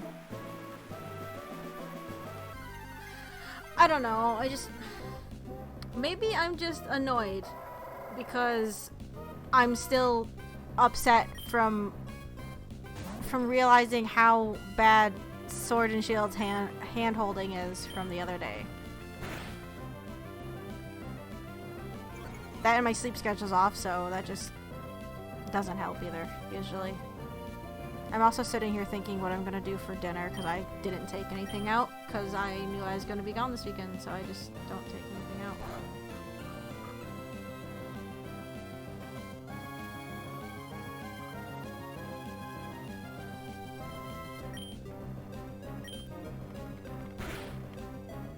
I don't know, it's like I understand, like, I prefer an actual rivalry, not your best friend popping up out of nowhere with a lackluster battle and nothing important to add. Silver stands out for just not being a good person. Yeah, no, yeah. It's like, yes, you can be rivals with your best friend, but you can be rivals with other people that you don't know. And again, it's like they have Bede and Marnie in Sword and Shield. Marnie I'm fine with. Hop is just there. And Bede is just an annoying asshole that I want to constantly punch in the face. But it's like the last couple ones, they always introduce like your best friend as your rival. It's like, you know, you can be rivals with other fucking people, right? You don't have to be related in that way. I think Silver was actually, you know, an interesting... I know it's gonna sound weird, but it's like, I liked what they did with Silver. That he had no relation to you, and he stole his starter because he wanted to do this thing. It's like, that actually made it interesting, that he was different in that way. You know what would fix Sword and Shield's handholding? Omochao. No! No Omochao! Deal with Omochao later. Silver is probably the most interesting out of the bunch. Yeah, like, it changed up the formula. Because he was unrelated to you, like, in any way. Okay, so, Blue. Grandson to Professor Oak. Okay? And your neighbors. You grew up knowing each other. Alright. Basic, fine. Trace, he's just your neighbor. I don't think he's not related to Professor Oak. He's your neighbor and your friend. Silver, unknown kid that robbed the professor. Okay. That's new. And then, of course, you know, he gets taught the error of his ways about just, you know, abusing his Pokemon. I don't know if he really learns anything from it, but still changing it up. Brendan/May. Child to the professor. Also your new neighbor. Oh. Alright. Wally. Kid of friend of your dad. Oh. Okay. Again, related to you. Barry, I'm gonna have to look up Barry because I don't fucking remember Barry. What was Barry? What was Barry's thing? Barry, who are you? Oh, neighbor, friend. He lives in the same town as you. Okay. That really all he had to his name? His dad is one of the Battle of Frontiers people. Okay. I mean, fine. That has nothing really to do with the story, though, I guess. Barry was the child. Yeah, he's just a childhood friend. Sharon and Bianca. I don't probably remember them.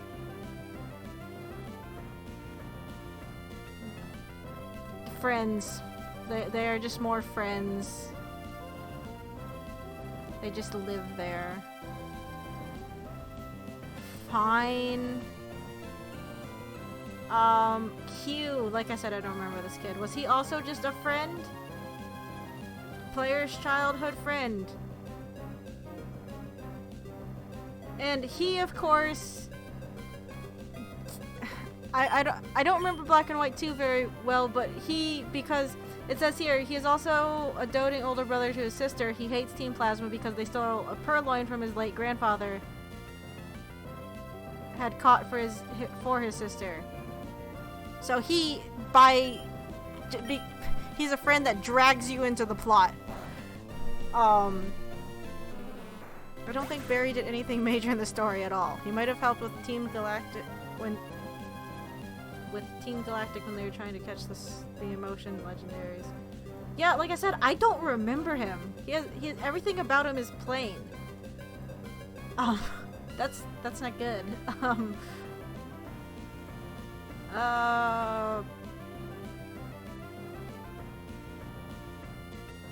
Let's see, Calum / Serena, Shauna, Tierno, and Trevor, they're all just childhood friends. They just live there. That's it. And then of course it says, Calum is the child of 2 prominent Pokemon battlers and is seen as one of the 2 best battlers of the group of friends. Good for you guys. How? I don't know how you say his name from Sun and Moon.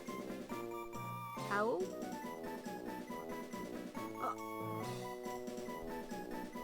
He is your neighbor. He is also grandson of the first Kahuna. So, you know, he's there. Of course he's a good, tutorial character, more or less. Gladion, I mean, he's tied to Lily and Lusamine. Again, another character that's yanking you into that plot in Sun and Moon, besides just Lily.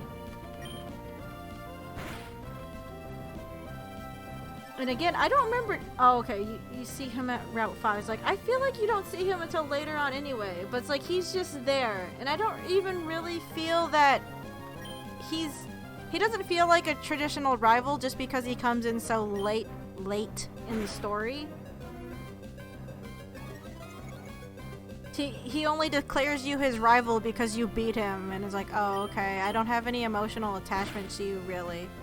That's fine. Hop, childhood friend and brother to champion. Bede, again, he's an asshole, but he's still related to someone major in the story. He's the president's, or I'm sorry, the chairman's pick. I think that's why I like Marnie so far, like the most out of the 3 other rivals. She's okay, she's related to Team Yell, but they only exist because she does, really. It's not like she's related to a big bad team, and that's why she's important. It's like those 2 exist because of each other, I guess. Well, not really. But it's like, she didn't grow up in your same town, she wasn't always there, and it's like, she doesn't actually appreciate Team Yell making a commotion all the time. It's like, okay, that's fun. So like Marnie is fine with me. course, I guess Silver, if you're gonna argue that... Yeah, but I'll say, I mean, later it's revealed that he's related to Giovanni, but... Is that actually in the games? I don't fucking remember. No, it is.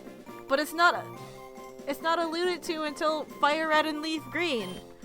So it's like, that's a weird retcon. So it's like his initial appearance in Gold and Silver and Crystal is fine. Because again, he's just asshole kid that steals Pokemon. And it's like, I guess you could argue, it's like, oh, his theft of Pokemon is linked to the fact that his father runs a fucking gang that steals Pokemon. And it's like, fine. But, I mean...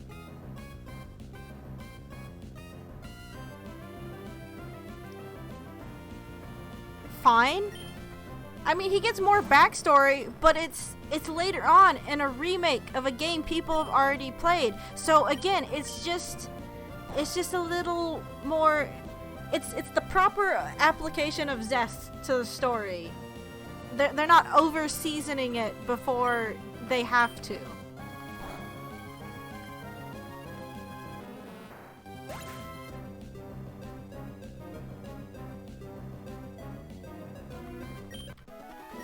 So, I don't know, Silver, his backstory is, you know, it's added on in just the right amount. The games still don't explain enough about Silver, which is where the manga really comes in to make him a proper character.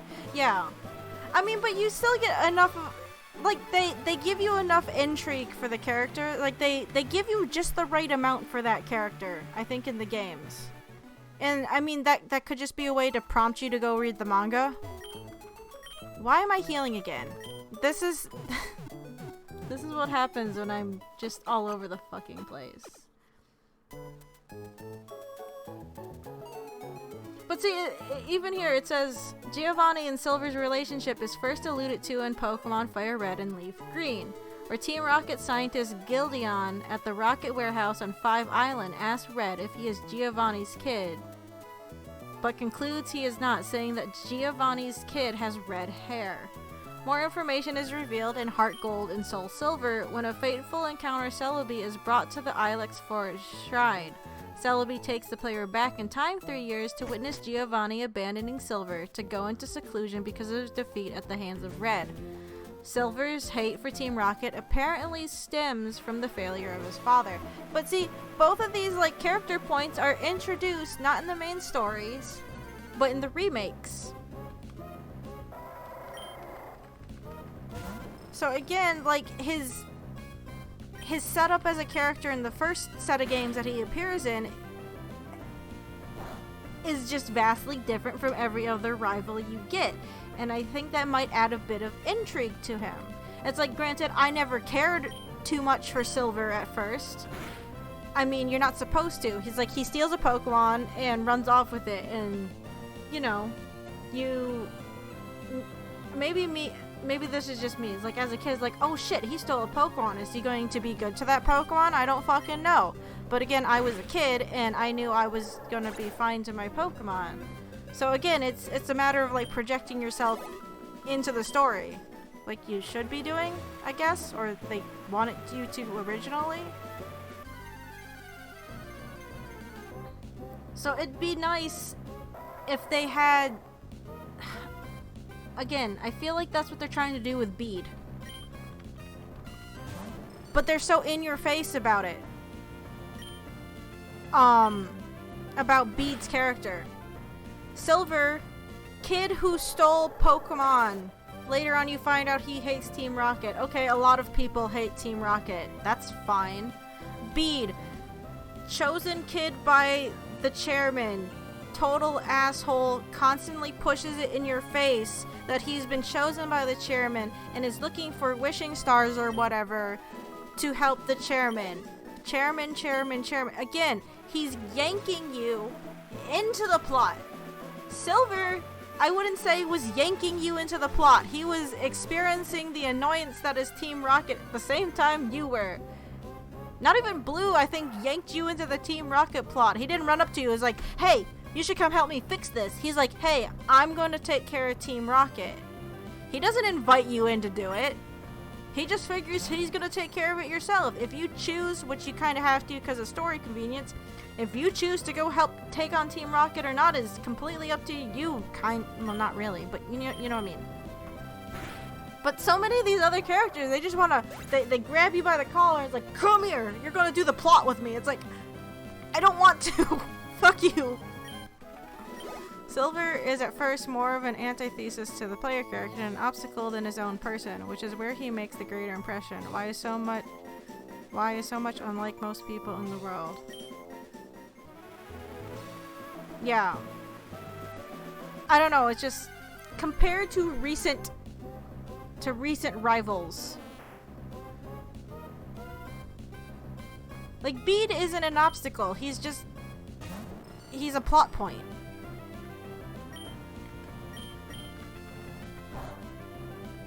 Which is why I don't like him.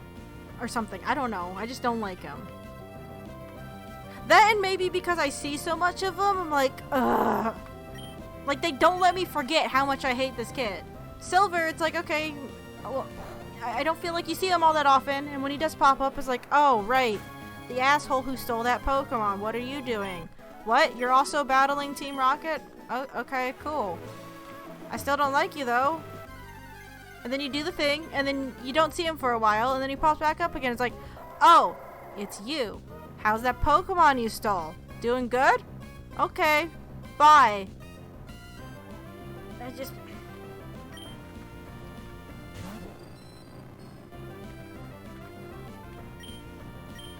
I don't know. Like I said, maybe it's just because...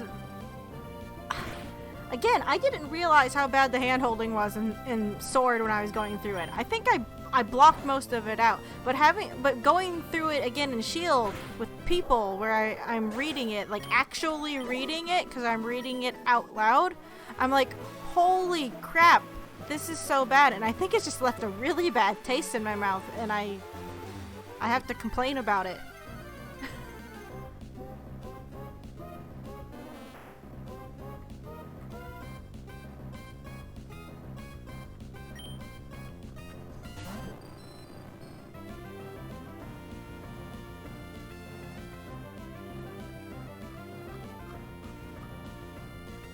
Like, if they're just so blatant with it is the annoying thing. It's like they've lost any sense of tact. And because again, it's like, it's not like I'm saying story isn't really unwelcome. Again, the Magma Aqua thing here is fine. You're just not constantly being brought in. Like, yanked into that conflict, though. It just happens. The NPCs in the new games are more like pop-ups. They're constantly there in your face, trying to remind you of this thing, and all you want to do is ignore them.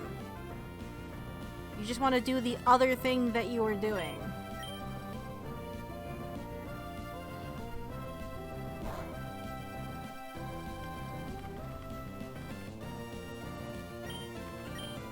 And it's like, I know I'm further ahead in Sword, so I know whether or not it gets better. It doesn't when it comes to how often you run into Sonia and Hop. But it's like, I have no point of reference for like the rest of the game, and it just makes me a bit worried. Either way.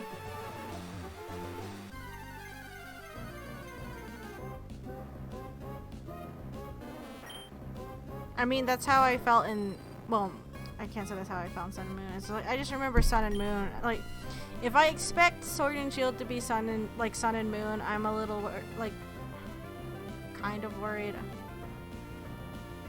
I keep saying that Sword and Shield pulled back on the hand-holding, but I, like, thinking about it, I don't know if they did.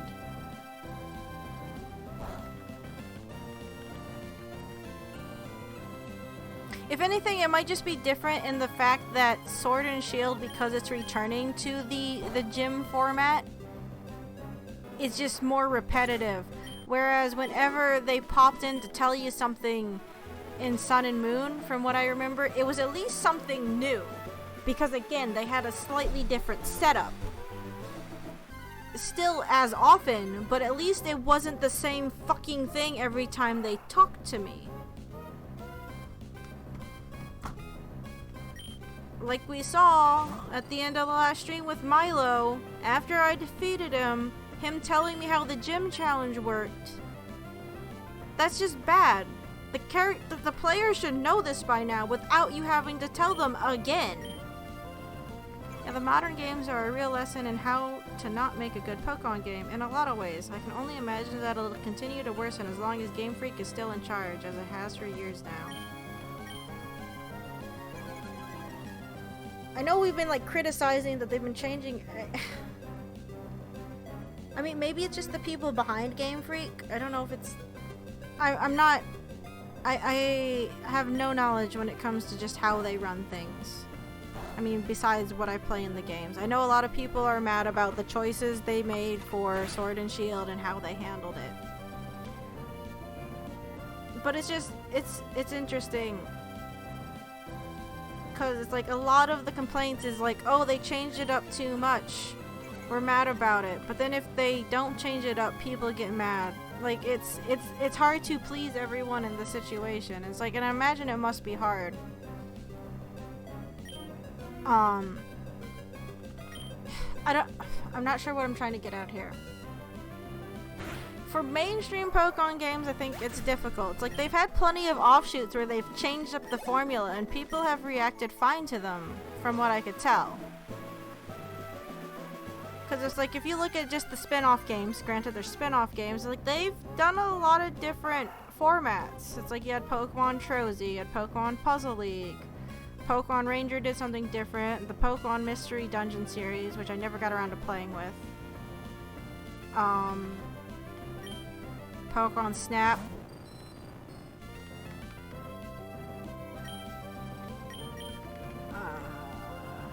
Well, there's Pokemon... What was that weird blocky one that they did recently that was also mobile? It's like they try and change it up, but granted those are spin-off games. Oh, there's Pokemon Pinball. But I don't know what I'm getting at. It's like people seem fine with those, but as long as it's supposed to be a mainstream game, people are going to get like really up in arms about it. It's like when everyone got mad when Let's Go came out that they were changing it up. It was too much like Pokemon Go. It's like, well, that's not technically a mainstream game. It has a very similar formula, but it's not like the next flagship in the series. Think about how long the development cycle was on Sword and Shield, though. It wasn't long. The amount of crunch the developers had to go through would have only been a detriment to the actual... No, that's terrible. That they're more or less becoming like a yearly game release. Because, yeah, Let's Go Pikachu and Eevee just came out last year. That's like, okay... Even if you had a secondary team working on Let's Go Pikachu and Eevee, that means that your main team was probably split. So that by itself isn't a good look. But it's like, it's not just Game Freak if you think about it. It's like the Nintendo's involved, then you have the shareholders, and of course they want whatever revenue is going to be pulled in, and then you have fans that are constantly clamoring for new Pokemon. It's like they put out Let's Go Pikachu and Eevee, I guess, as like a way to placate people, but it had been so long since Sun and Moon that people just wanted a new game. And unfortunately, by diverting the people to go work on Let's Go Pikachu and Eevee, that meant that maybe Sword and Shield took a hit. But again, it's like I liked Let's Go Pikachu and Eevee. I like the attention to detail. The game felt pretty solid. Yes, they took away most of the wild battles, but the battles themselves were fine. I liked it as a like semi-remake, if you will.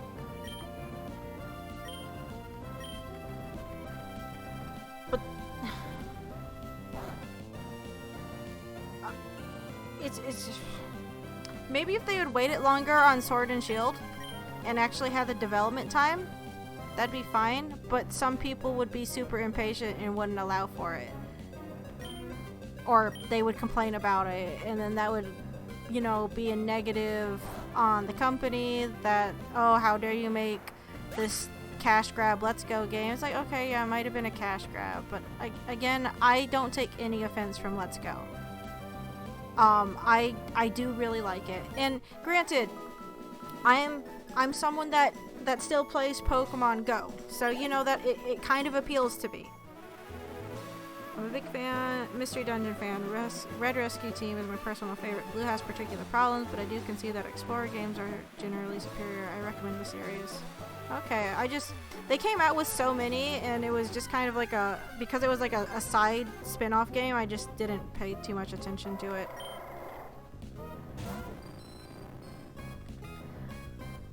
But no, it's like, I know I've talked about Let's Go Pikachu and Eevee before, but we're talking about Pokemon, so it's gonna get brought up. I personally like them. It was a nice revisit to the series for me. It's like, yeah, we had Fire Red and Leaf Green, but those were quite a while now. Those were before Emerald came out.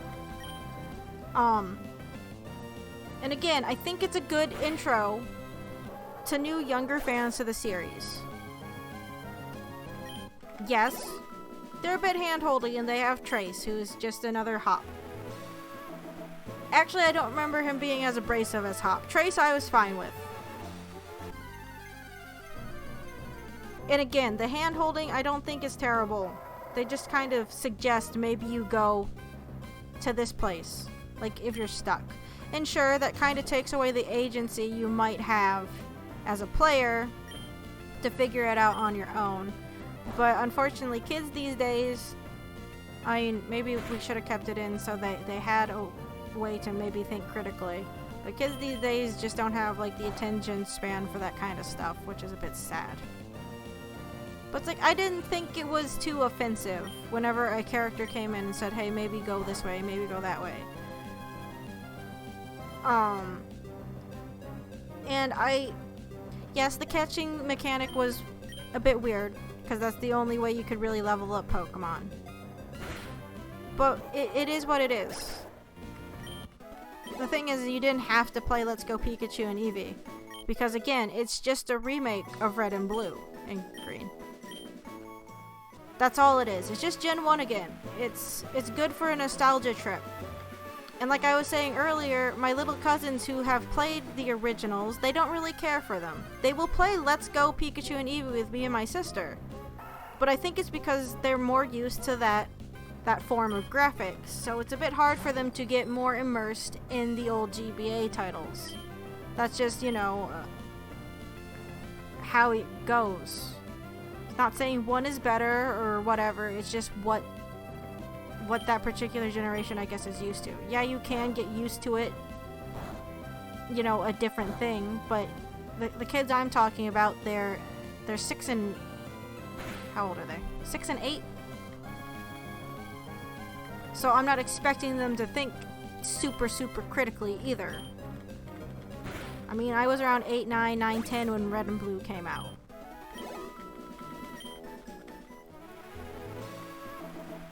So it's like, I feel that Let's Go... Whose fault is it that the attention spans have dropped today, though? The very same people that are creating these half-baked games that constantly hold your hand. We've been conditioned to not to focus on anything to... No, I'm not saying that...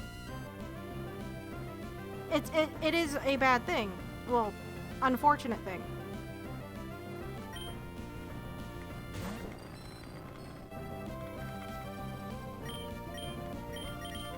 But... most of the people I've seen playing Let's Go, or Pokemon Go, are people my age. You get a couple families out there. You get some older couples, which I think is the cutest thing ever when you see an older couple out there playing Pokemon Go, because it gets them out of the house. It's like, that's adorable. But it's like, usually when you do see the families, they have younger kids.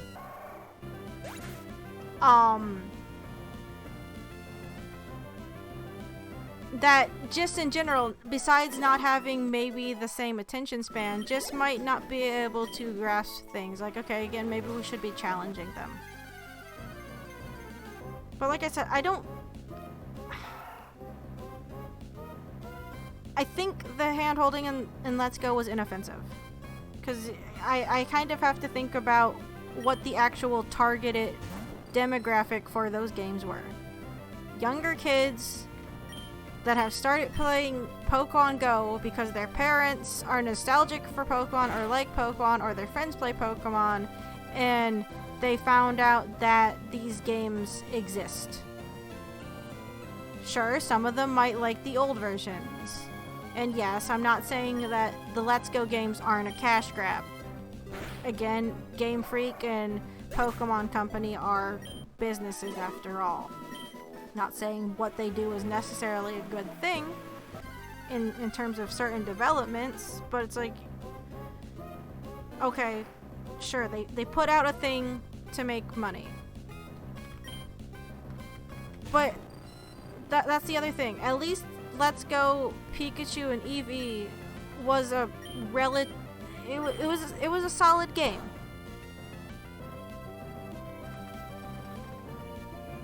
It was a remake, sure, and it had some slightly different catch mechanics that people, of course, would get mad about if they didn't like Pokemon Go, but it was solid.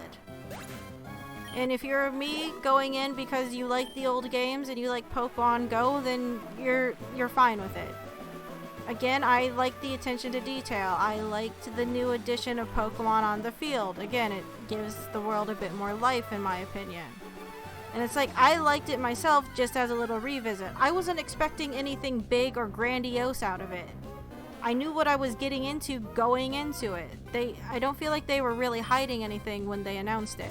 It's not like with Sword and Shield, though, where they kept ducking questions and making up excuses that don't hold water now that the game is out. Well, especially now that the game is out.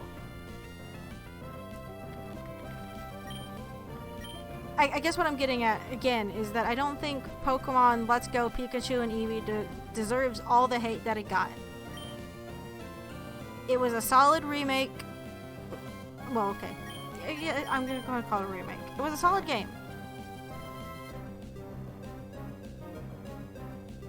And the hand holding, like I said, it's not as bad as Sun and Moon or Sword and Shield.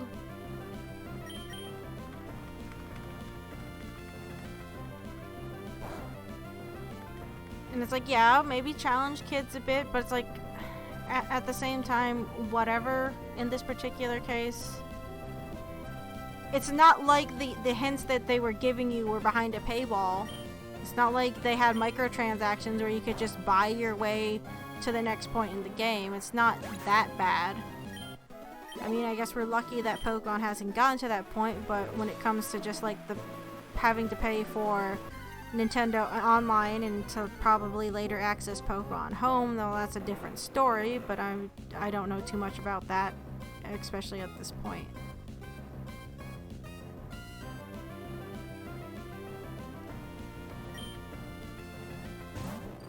But see, it's like I wouldn't. Yes, there are some games that are half-baked. I just want to tell you what to do. But I wouldn't classify the Let's Go games as that necessarily. And I know I don't take the entire but the development team worked really hard on it as an excuse, because it's not. It's like, yes, they should do better, and it's like, yes, there are people that did work hard on it, but it's like, if you I get what you're saying. I do. I'm just saying, I guess there are worse offenders out there than Let's Go. They're not. Let's Go at least worked. It's not Fallout 76 that didn't work. That's like inexcusable. It's like, yes, I'm sure plenty of people worked hard on it, but it was still a bad game. It's like when bad movies come out, and especially like 3D movies, even if they're just average or middling. Yes, they look pretty. We're at that point where things can look fantastic, but if the story or the characters don't hold water, those can still be critiqued. A while ago, I saw a review for The Incredibles 2. Now, this is before I saw it, and maybe I shouldn't have commented because I hadn't seen it yet. But the reviewer basically said that, you know, it was more or less a cash grab. The Incredibles 2. And I agreed with it, because it was. It'd been how long since the first Incredibles? And technically there had been a sequel, a follow-up to the first Incredibles movie. It was called The Incredibles: Rise of the Underminer. It was on like the GameCube and PS2, but no one played it because no one plays tie-in video games. But it existed. How canon it was, I don't know, but it was there. But you know, Pixar decided, oh no, we'll just make Incredibles 2 way after the fact because people want it so bad. And like I said, I commented before seeing it, it's like, yeah, it's just a cash grab. It's like, they didn't really need to make it. If it was actually pressing to tell this story, they would have maybe done it earlier. But they didn't. They did all these other things. Along with, you know, Toy Story 3 at that point. So it's like, okay, you guys are just doing it because you know it'll make you money. Because people want it. It's like, yeah, sure, make things people want.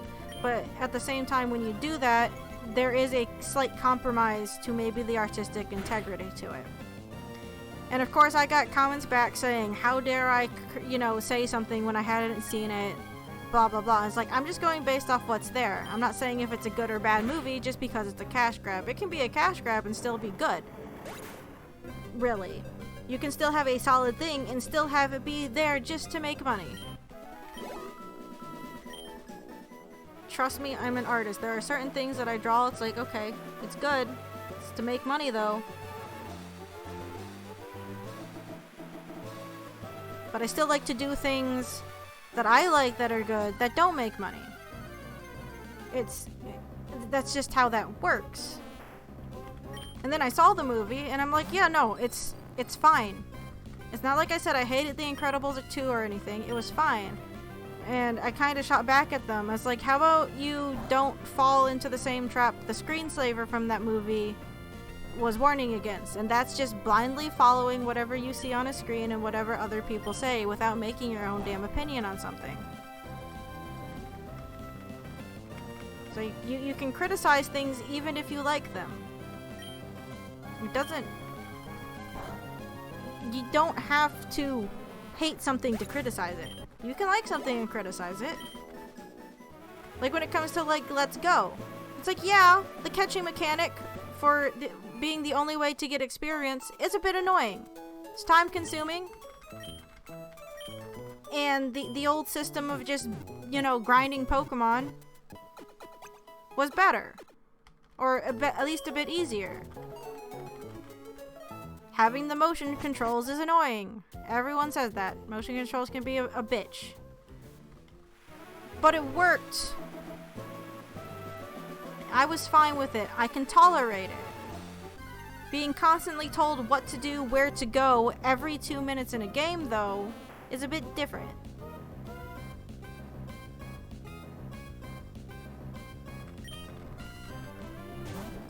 I don't know, it's like... It's hard to say things are good or bad. Again, I try to look at the different sides in the situation. I was like, and going back to like Pixar movies, like Toy Story 4 is a cash grab, but everyone won't shut up about it. It's like, it was fine. I remember my sister being mad with the ending. It's like, and I understand that. And it's like, yes, it looks amazing. Especially compared to Toy Story 1. But it's like, you didn't have to make this. There's no point in making a Toy Story 4. And I think it's been rumored of there being a Toy Story 5, and it's like, why? Why are you doing this, Pixar? You don't have to do this. It's like, things can look good, but still be bad. And it's like, again, yes, I'm sure people put work into it, but at the end of the day, you can work hard on making shit, and it's still shit.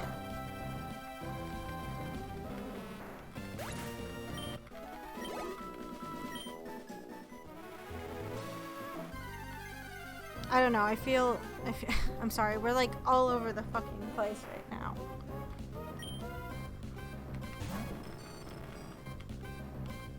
I wasn't a fan of the second Incredibles personally. Story didn't work for me. Latch on to who the villain was immediately became a slog for the most part. Yeah, no. It's fine. I got annoyed. Everyone likes the Jack and Raccoon scene in Incredibles 2, and I personally hate it. It would be fine if it was a short story, like they did with the first Incredibles when they had Jack Jack attack as the short. But actually making that a scene that lasted for however long it did, I'm like, why is this here? Just to, I mean, aside from the fact that it establishes that Jack Jack had powers, but all of us already knew that. And there could have been more organic ways to establish to the family that Jack Jack had powers. The first one's a lot more solid. Like, a few critiques I've seen of it, it would have been better if they actually time skipped ahead and the characters had aged. Because just taking place right after the first one ended, and then making the villain that was introduced there just kind of a throwaway thing. Like, why? I was also kind of annoyed that, like, the only big thing that, like, impeded the characters were the hypno goggles.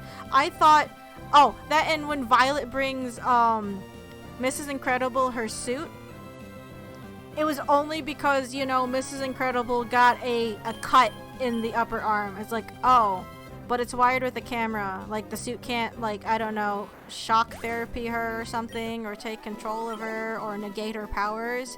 Like, if they did something like that with the suit, like, actually made that an added obstacle, maybe that would have been interesting. But it's like, no, Violet's like, here, Mom, you're gonna need this because you know, just because she got one cut on the upper part of her suit. It's like, oh, that's the only reason why you brought that? It's the only reason that you might have to change? And it's like, besides the fact that you need to change so you're all wearing the same uniform so you can, you know, make the action, well, that variant action figure or doll or whatever for merchandising. The other thing that points you to, I mean, okay, a lot of kids' movies do this, but when it comes to like Disney/Pixar movies and their merchandising, holy crap! So much Incredibles 2 stuff. Then there was so much Toy Story 4 stuff. I haven't even seen Frozen 2 yet. I'm probably gonna go with my sister just to see it, even though, again, I didn't care for the first Frozen. But it's like, I'm already tired of seeing Frozen 2 stuff because they have had merchandise out for that movie for like a month and a half now, and so much of it everywhere, and it's like, holy shit. I hope none of these dolls actually are spoilers, because you're just throwing it out there with no regard to the story, especially if they are spoilers. I remember when the first sequel Star Wars movie came out, so The Force Awakens, and I went to the Disney store, and I didn't know Kylo Ren took his mask off, but nope, they just had a Christmas ornament there of Kylo Ren without his mask. I'm like, what the fuck? Why would you put this out here? It's like, not everyone's seen the movie yet. Like, why would you do this?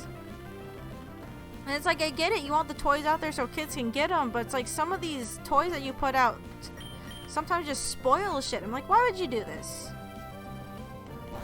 I don't understand. The first one wasn't less predictable in a sense with Syndrome, but there was more nuance and actual purpose to his plans. You can really follow what he was doing and agree and debate it. Yeah, no, Syndrome was a lot stronger of a character, and Screenslaver and her whole thing just felt a little bit contrived. Like, my brother's working to get heroes legalized again, but I'm going to brainwash them to show people how bad they were, even though people already thought they were bad. I don't even fully remember, like, her motivations, because they were kind of, again, contrived and stupid.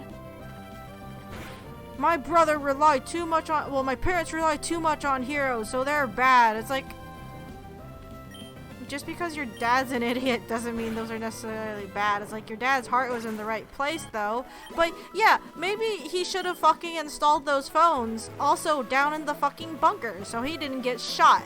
So actually, yeah, no, my argument that the dad's dumb still stands.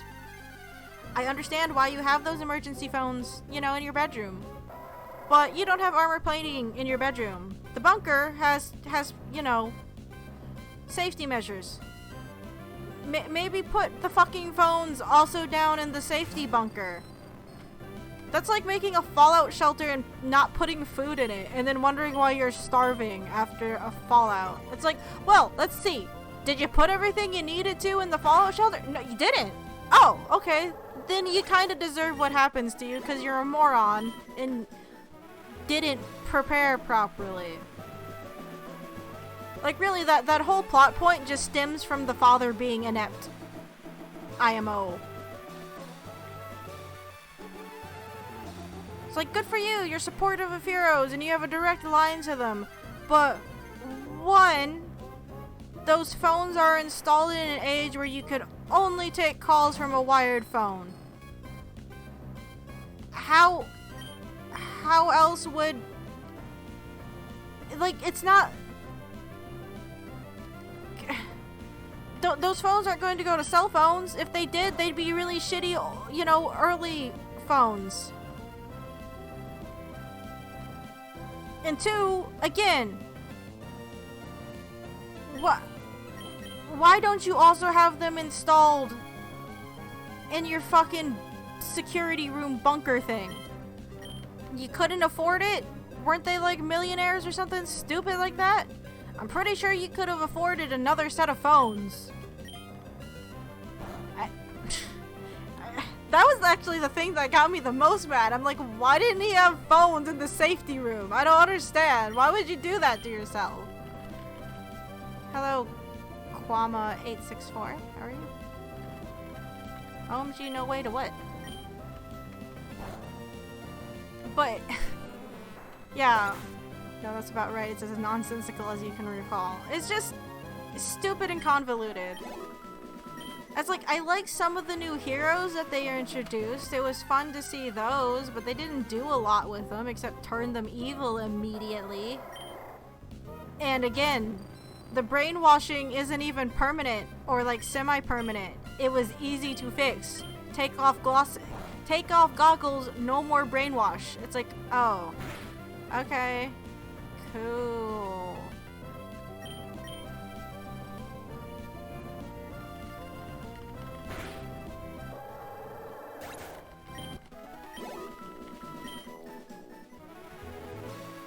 It's like, maybe if the brainwashing was like an actual permanent thing after you, like, if there was like a lasting effect after you took the goggles off, you didn't just instantly fix the problem by breaking the goggles.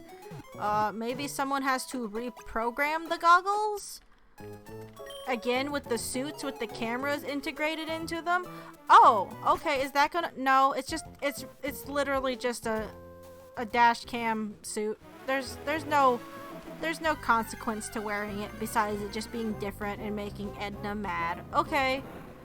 Fine. If you say so. That's why, again, I kind of agree with the idea that maybe it should have been set in the future. Actually show how the characters developed and aged and matured and all that fun stuff. Fucking Whirlwind, tropey as the fuck. I forgot that it had that move occasionally.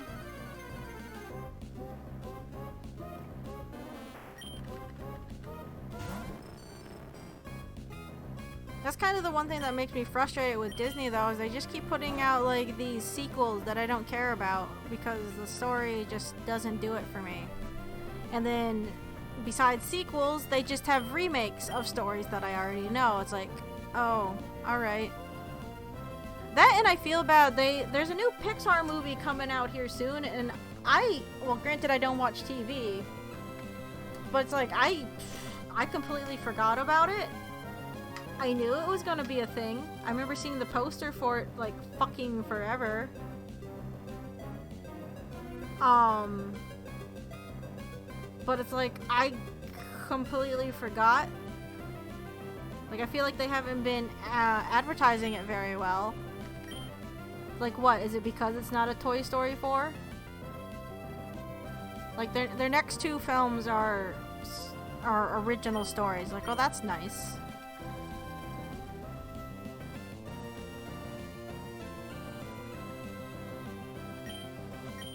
Not that original story. I mean, most of the time an original story out of Pixar is usually pretty good. I say this with like a giant asterisk next to it. Because there were two that I didn't care for that were original stories. One was Brave. Brave really is fine. But I felt the story could have been a little bit stronger. I feel like that one was kind of a tech demo too, because they're like, look at what we did to make Merida's hair. And it's like, well, that's pretty cool. But did you need to make a whole movie, you know, revolving around her hair? Okay, I know it's not necessarily about her hair. But it's like that one, it's not one of those movies that I would go back and watch for the plot. Ever notice how we always end up with you ranting about animation and our story? Hey, again, I have a degree in animation. I'm allowed to do that. I know that's like an argument to authority or whatever, but it's a thing that I really enjoy. Animation, storytelling. It's like Brave was fine, but it's not like one of those Pixar movies I would go back and rewatch. One of the Pixar movies, well, there's two Pixar movies that I rewatched the shit out of, and that was WALL-E and Up. And WALL-E I watched so many times my DVD stopped working. Like, it just would not play. But like Brave, it was okay. Again, people would rant and rave about how good it looked, but again, that shouldn't be the only thing that dictates if a movie is good or not. Is how pretty it is. Because again, Brave was really pretty. And the story was interesting. But it's like they wanted to do two different things with it. And that's like Merida not needing a man and Merida getting back with her mother. Oh, and then there was also the entire plot with the bears. Like the evil bear. Which I guess is tied to the mother plot, whatever. It was fine. It's not a thing that I go back and like rewatch. And then now, here's where the giant asterisk comes into the conversation when I say most Pixar original stories are good. And I get that this one had a giant mountain of developmental, like, hiccups. But I hate The Good Dinosaur. And by any chance, anyone that worked on The Good Dinosaur watches this, I'm sorry, but I hate The Good Dinosaur. I've seen it once and I never want to see it again, and it made me so mad the first time I watched it. There were certain things in it that I liked. Mainly the environments. The environments in that movie are beautiful, and that might be the only reason to watch it. But the story is predictable. It's any fucking, like, it's just all Western tropes. It's mainly boy and his dog story, except dinosaur with pet boy, more or less. And I hated it. Like, you could see everything coming from a mile away. There was no nuance to anything. It was everything that they didn't, you saw. And I just remember being so mad. Besides the environments, I like this little detail. So they have T-Rexes in it. Now, basically, you know, it's about dinosaurs that you know, evolved to do things on the planet alongside humans because the asteroid didn't hit the planet. So, like, I don't remember the fucking main dinosaur's name. His family, they're farmers. Why they farm, I don't know. I mean, I guess they're, you know, herbivores, so that's why they farm. But they farm. And then you have T-Rexes later on that are, like, ranchers. And it's like, okay, sure, fine. The detail I liked with them, though, is when they are running, they gallop. The T-Rexes more or less gallop, you know, to simulate them being like cowboys on horses. I'm like, okay, that's a neat detail, but that's all I took out of it. Those are like literally the two good things I can say about this movie. Is the environments are good, and I liked the T-Rex horse gallop, and that's it. But it's like the cartoon dinosaurs and the hyper-realistic environments is jarring. The story is predictable and cliche. Like, so much, it's painful. And that by itself makes it really boring to watch, because you know what's going to happen. As soon as they set one thing up, you're like, oh, okay. That's what we're doing? Oh, alright. And that's where it's sat. That came out the same year as Inside Out. And Inside Out, I liked infinitely more. Of course, that one just got to me in general. The message that they were going for in Inside Out, you know, that granted they're simplifying human emotions, but you know, it's fine, whatever. If they didn't do that, it'd be really complicated and it probably wouldn't have, you know, landed as well as it did. But that one got to me pretty hard. But again, you're talking to someone who suffers from depression, so what they're kind of, you know, touching on links to that, and it's like, I understand what you're getting at, and I appreciate that you're telling the story. It's like most Pixar movies I'm okay with, or I love them.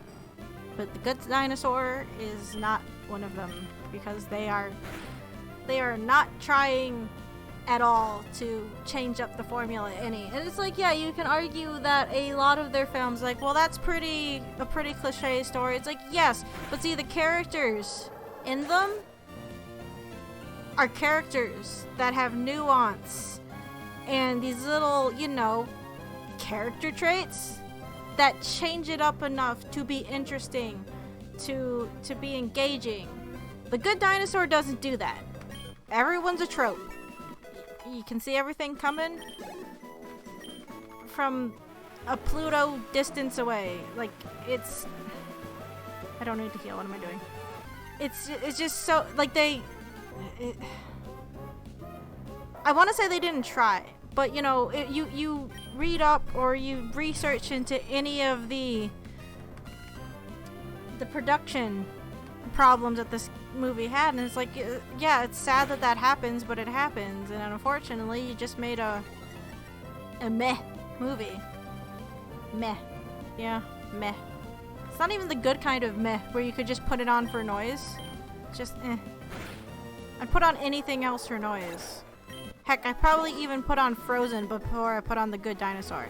I might even put on Turbo before I put on The Good Dinosaur. In Turbo, I've seen that movie twice, and I can't get back that time. I can't. I mean, it's not necessarily bad, but the premise by itself just... Yeah, the meh dinosaur. That's what it is. The meh dinosaur. It's not even the good dinosaur. More like the okay dinosaur, the dinosaur, the meh dinosaur. I mean, if you like it, fine. I do not. I've seen it once, and that's the only time I'm gonna see it. If I ever see it again, it's just because someone put it on when I was in the room. But I might leave the room at that point. You know what also had a bad premise? Cars. Yeah. I didn't mind Cars. Really? But you could tell that series and its sequels were just made to make toys. Like, Cars 2 is just... Cars 3 was okay. But that's because they ignore the fact that Cars 2 happened. And Cars 2 didn't need to happen. I mean, Cars 1 didn't... nothing needs to happen, technically. Cars was tolerable. It's silly. And again, it's pretty cliche. You know what's gonna happen. I still had more fun watching Cars, though, than I did The Good Dinosaur. I just remember being annoyed the whole time I watched The Good Dinosaur. Whenever my sister hears someone bring it up, she's like, I heard someone talking about your favorite movie. I'm like, shut up. Don't even bring that up to me. Heck, I might even watch Cars 2 over The Good Dinosaur. There are so many things that I would normally not watch, but if I had to choose between that and The Good Dinosaur, I would probably watch it. I would rather put on the Felix the Cat movie. What year was this movie out in? That has, like, the shittiest animation. It had a really fun outro theme, though. Yeah, the 1988, 1989 Felix the Cat film. I I mean, granted, I have like a nostalgia kick for that one, but God, is it bad. I want to watch it right now, but it's not like I have a copy of it. See, I get more enjoyment out of that though, just because like ragging on it is fun and it's nonsense. It's an 80s movie, okay? The 80s. Oh, the 80s. What a time. I did not grow up in the 80s, but geez, you look back at some of the stuff that came out of the 80s, like, wowee. Also, I like this first sentence on the wiki. Felix the Cat the Movie is a 1988 American, German, Hungarian, Polish, Bulgarian, Canadian animated fantasy film. Like, wow! Wow, that got bumped around so much. The film began development in the late 1980s and was made in Europe during 1986 and 1987. It was not officially released in the US until 1991. Wowee. Felix the Cat the Movie. I love this movie, but again, it's fucking terrible. Yeah, it is a mouthful, isn't it? They might as well just make another United Nations with the countries that were involved in this fucking movie. But I want to watch it. I love the Felix the Cat the movie. I can't even say it's a so bad it's good movie because it's not. It's just it's a nostalgia trip for me, and I realize how bad it is. But that's what makes it funny to me, and yeah.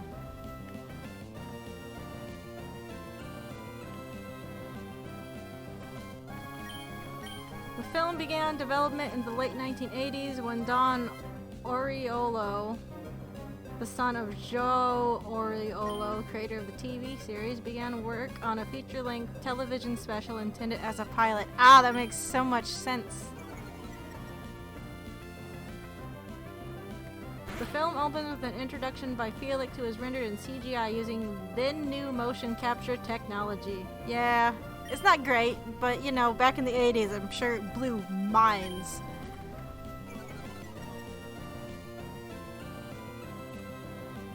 Like, there are so many, like, awkward fucking cuts in this movie, and they reuse animation all over the place in it, and the character just... the voice lines are, like, hilarious. If you can find a way to go watch Felix the Cat the movie, just watch it once. It's like, I'm not promising it's good. I'm not promising you're going to have as much fun as I would watching it, but, I mean, it's a trip. It has, you know, that 80s kind of techno rock music kind of thing going on with it. I'm not good with music genres, so I'm probably all over the place. But it's like the music's kind of interesting. I like the music. Well, most of the music. Sly as a Fox, which is like the very first song you hear in it, is just shit and pointless. Like, that whole sequence doesn't need to be in the movie. But, like, a lot of the instrumental stuff in it is fun. God damn, I want to watch it right now.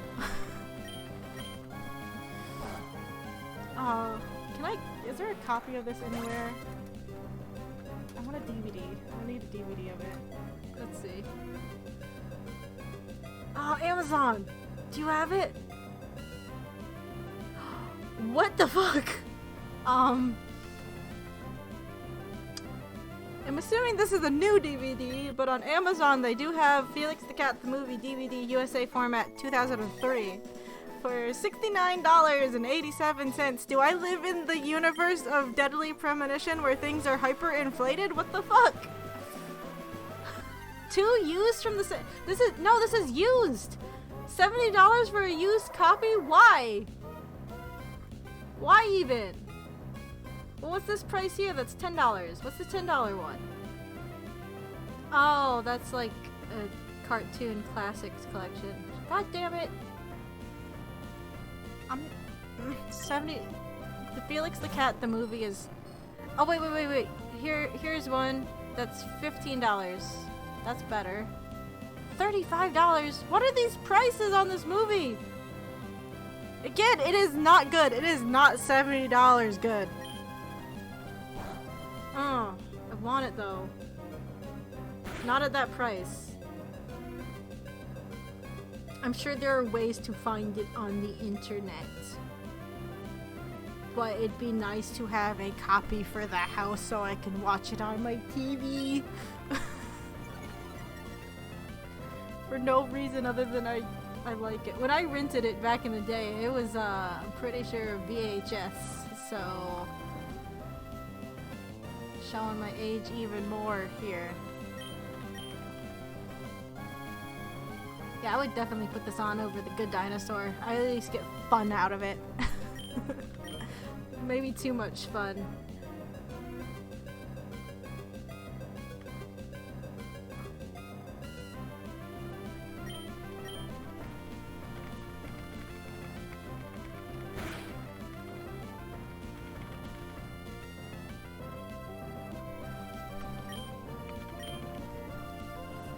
But no, I mean, I'm not too surprised it ends up going into animation or maybe story rants. I went to school for that kind of stuff, and I like animation, like a lot.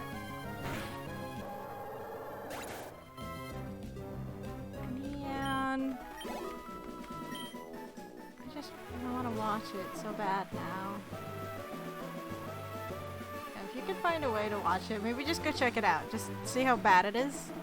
It has some kind of charm to it, but maybe it's also because I just like Felix the cat, because it's Felix the cat.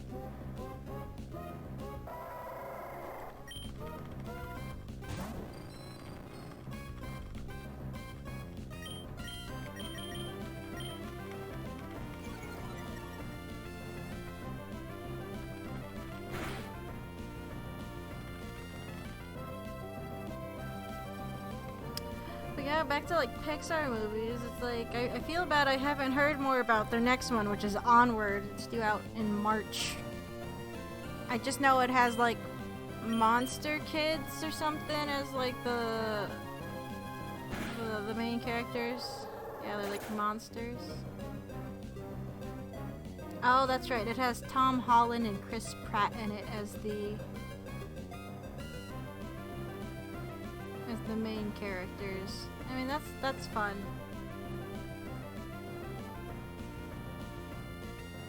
I mean, I'll see it eventually. It's a Pixar movie, and I usually, you know, make an exception for Pixar movies to actually make it to the theater if I can. The trailers looks interesting.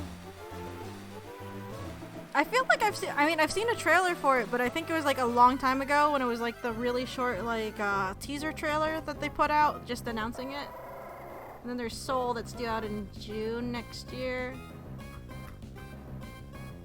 This one I definitely don't know a lot about.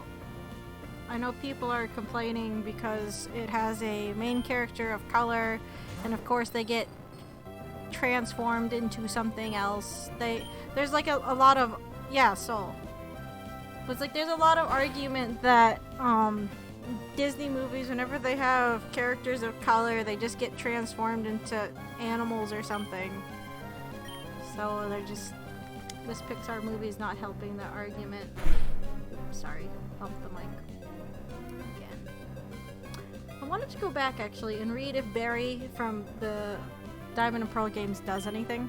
I know we're whipping back to where we were, but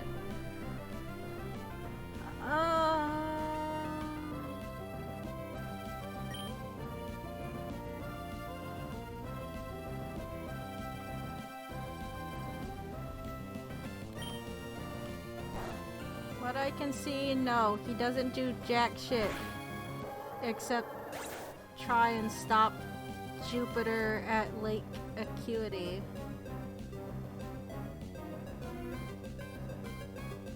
Good job, Barry. You tried. And that's all we can ask of you.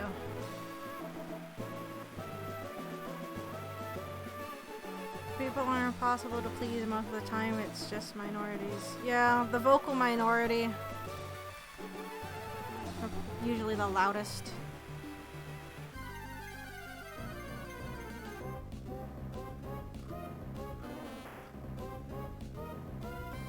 Let's see.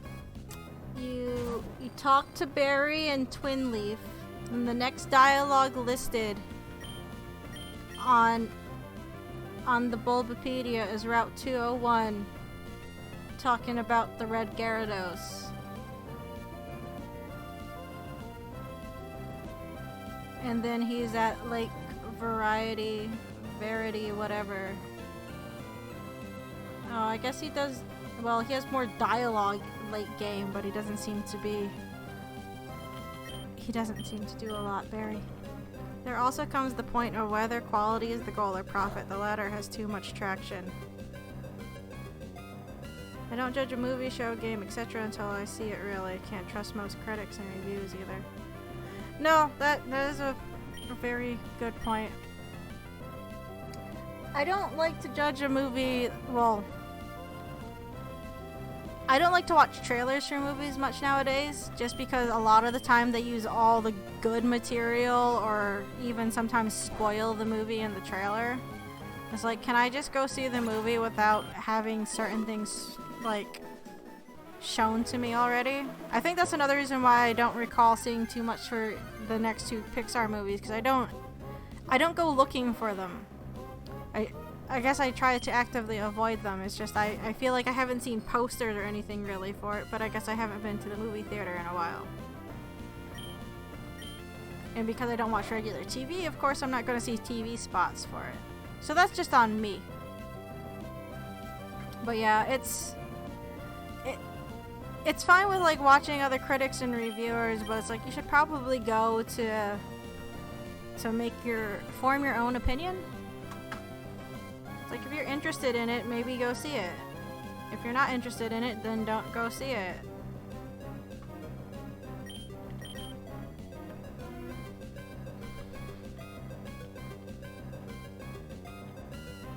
The unfortunate thing, though, when it comes to quality or profit, is like if you are trying to, you know, tell a story to tell a story because you want to tell that story, it's very hard to actually do that. So many things are just linked to a certain franchise or series that they can't tell a new story that breaks the mold, or else the already established fan base will be mad. But companies don't want to take a risk on original ideas because there's very little money in it. So like artistic integrity and, you know, just expression can get quashed in that manner, which is sad. I mean, that's why it's nice that indie developers are getting a bit more traction, because they can make the games that they want to make and tell the stories they want to tell without having a big publisher or company step in and say, no, you can't do that, you have to do it this way, or else we're not going to make back the money that we're going to invest in you, or whatever. Nothing else, Gen 4 has one of the most infamous champions in the history of Pokemon. People still talk about how actually good and difficult her team was. I don't remember who that was, but again, I don't remember Gen 4 very well, which is concerning to me. Like, why is it just not there in my memory? Something must be wrong with me. Cynthia? Yeah, Cynthia, right?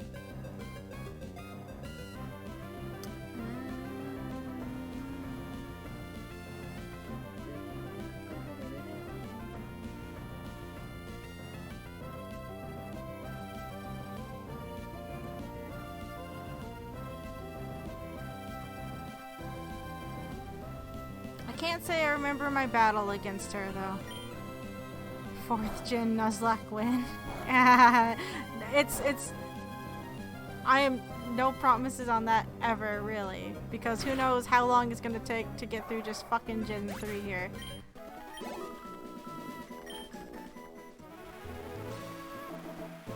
That, and do they must make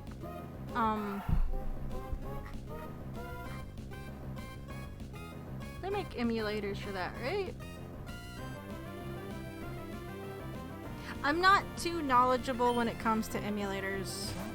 Again, that's why I have a capture card and like a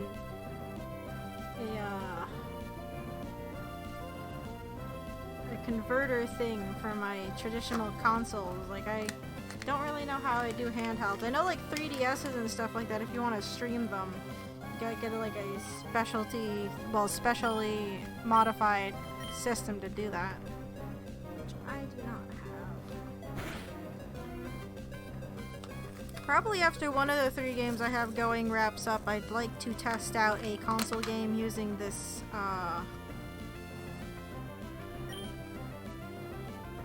this adapter I have.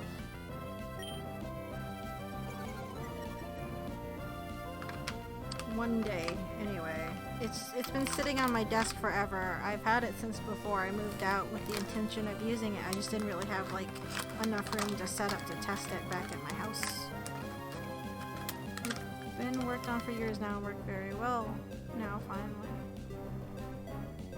Hi, ROM hacker here with over a decade of experience with emulation. Ask away. I guess I know certain systems have emulation, well, emulators. It's just I don't understand how like certain ones work. Like, how would a DS emulators exist? Yeah? Okay, they do. At least it won't be as bad as skateboarding and Spyro. We don't talk about the skateboarding and Spyro. You just gotta backflip through everything. Like, I don't know.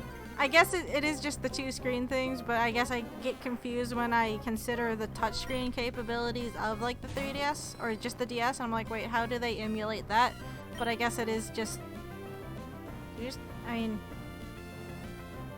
yeah. Yeti boxing wasn't as terrible as it could have been, but it wasn't fun. I don't know, it's like when you hear about emulators for things with touchscreens, or even like the Wii has an emulator too, right? Like how do motion controls work with those? Like I honestly don't know. That's why I was a bit nervous when I said that I would do this Nuzlocke, because I was like, I'm probably going to have to get an emulator for it. I mean, I guess I could have pulled out the GameCube that has my Game Boy player thing on it, and hook it up that way, but that just, well, that's just a mess.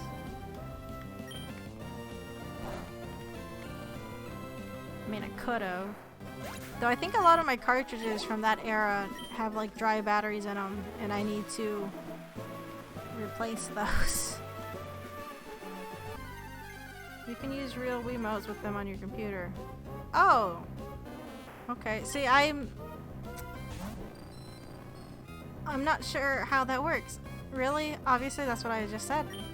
The other thing is, when it comes to the Wii, I know I've told this story. I was technologically terrible when the Wii came out. Oh shit. Can I just supersonic this? I'm gonna supersonic it, see if I can confuse it until it kills itself. Or I could just swap Pokemon. I guess when it comes to the Wii, I get mixed up because the Wii had the stupid sensor bar, and I call it the stupid sensor bar because, again, I've told the story before, but I'm just gonna tell it again. My sister's friend brought over her Wii one time for me to play. This is like right after it came out, so we didn't have one. And she brought that over with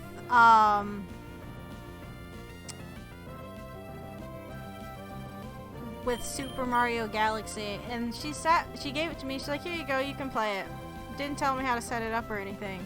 I sat in there playing it for about an hour. I was doing okay, and the Wii Mote just didn't want to cooperate all the time.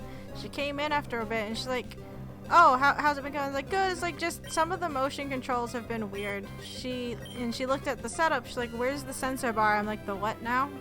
She's like, the sensor bar, it's there to pick up the Wiimote's, you know, inputs. I'm like, there's a sensor bar?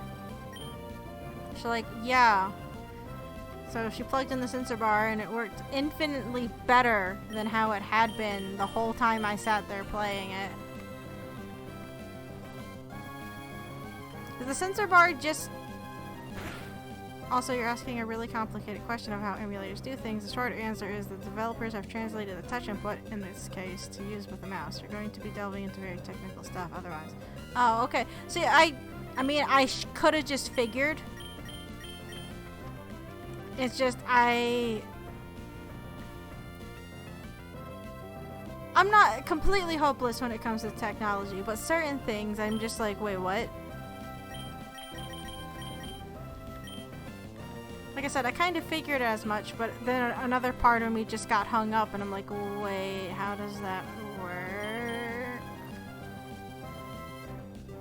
Trying to play any Wii game without the bar is like trying to play Sonic Freeriders at all. Yeah, well, I didn't know that back at the time, and I remember, like, to get the stupid sensor to cooperate, I was straining really hard, and then she came and she's like, yeah, here, try this. I'm like, are you fucking kidding me? You left me in here for an hour, and I've been struggling.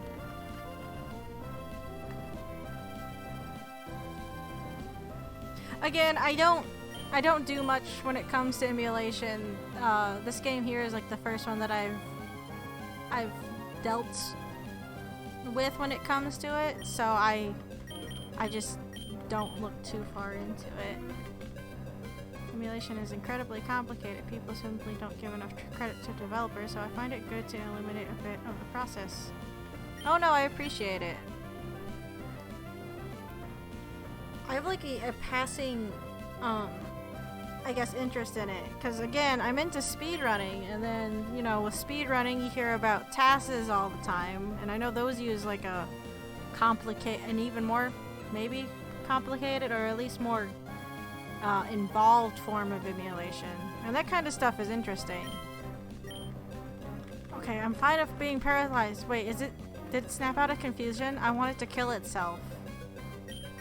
Fucking supersonic. I'm doing this the hardest way possible. I could just switch. Yes, I did it. So I could just switch Pokemon. What am I doing?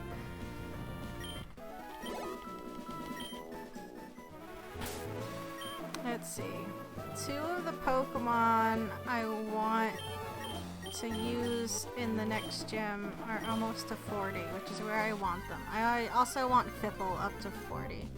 Interestingly enough, I just watched, right before I started the stream, I watched a challenge video where the guy was going through Ruby and Sapphire with a Plusle and Minone.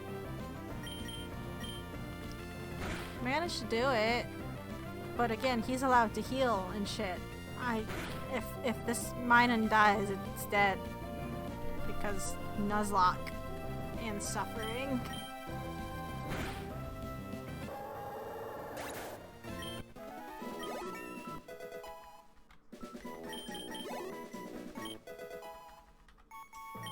Wait, who grew this 37? That Electrode is gaining levels like a boss. I swear he was just at like level 30 when we started this evening. He's probably in a faster experience pool than most of the other things I have to deal with. I think after we had Nincada, I just assume everything's going to be a pain in the ass to level. Emulated speedruns, to the extent of my knowledge, are often wedded to Windows, so I can't comment on them. I also just don't care about speedruns in any meaningful capacity. That's fair enough.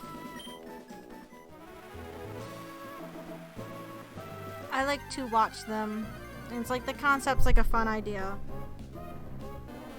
I wouldn't mind trying my hand at it, I guess, but you know, that's just what happens when you watch too many GDQs. Of course, I like just watching GDQs because they're fun. Of course, it's interesting that I even consider maybe trying my hand at speedrunning, because it's, you know, it's more or less a competitive thing, and I just don't do well in competitive atmospheres. I just like to play games to have fun with them. But it's like there's certain games that I really like to play that I've played so much, like I'm pretty sure I could be maybe good at this speedrunning wise, like SA2, or maybe Portal 2. Those are the 2 games that are like on the top of my list for maybe trying. If I can get over my... I don't want to look like an idiot, so that's one reason why I don't do it. Especially like on stream. Like if I just did it by myself, maybe, but it's like, it's hard to get motivated. It's like I don't want someone to come on and be like, oh shit, you're crap at this. Like, I'm crap at games.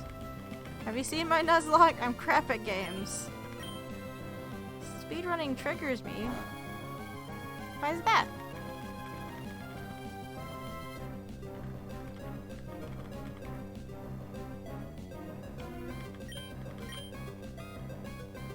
I think one reason why I also like speedruns is just the fact that, well, a handful of them, you know, they use glitches and stuff like that, and I like glitchy things. Glitch hunting has always... I'm not good at glitch hunting, but glitch hunting has always been, like, a thing that's drawn me in. SA2 is something I'd probably try as well, but that's literally it. I don't really like the concept in general. That's fair enough. No comments on your patching abilities. Leave my patching abilities alone! I try! I don't know what happened! It was like literally 2 clicks and I fucked it up. I have a degree in art for a reason, okay? I have a degree in art for a reason.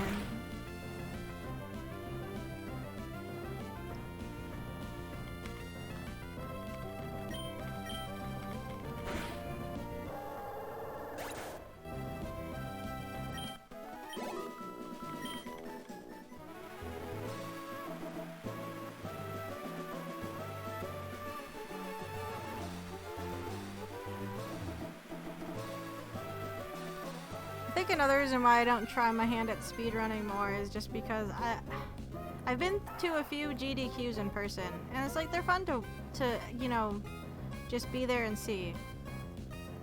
Like, because it's usually a bunch of people from the same community coming together just to hang out. It's like, oh, that's fun. But at the same time, it's like, just as a girl, I feel a little bit,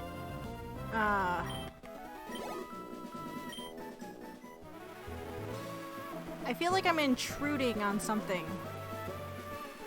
It's not like that's not welcoming and there's other girls there and stuff like that, but it's like you just don't see a lot of female speedrunners a lot that make waves. Like you watch any of like the speedrunning history videos and it's all guys and stuff like that. It's like, and it's just a little discouraging or something to me.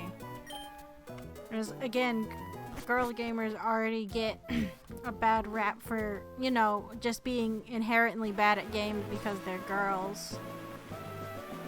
And that by itself can be a bit nerve-wracking. It's like, I feel bad sometimes when I fuck up in a game when I'm streaming in general, because it's like, oh shit, someone's gonna come in here and be like, oh, you just can't do it because you're a girl or something. And it's like, I know that's a sad thing just to default to thinking to, but it is a thing that unfortunately, you know, I run into it from time to time. Mainly like team FPS games. Like if I decide to use voice chat and the guys in there aren't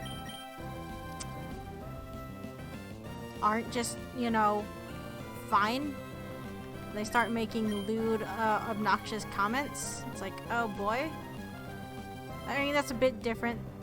It's still a matter of heckling. Not saying that other people don't just get heckled in general for being bad or whatever at games because they fucked up like one thing or whatever. People can think or say whatever they want, doesn't make it true. I just ignore it. No, that is very true.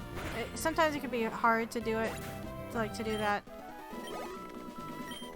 I mean, that's generally how you should get through existing on the internet at times anyway.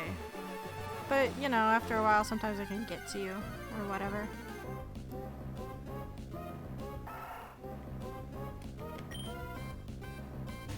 What about the concept of speedrunning, that you don't, I guess, I guess? I know, like, I have a friend, she just doesn't like watching. It's like, they're just cheating through the game. It's like, well, yeah, I guess. But they've also played through it enough that I could understand wanting to make a challenge for it because you're bored of playing it the vanilla way. Kinda like Nuzlocke, I guess. Or any kind of Pokemon challenge anythings.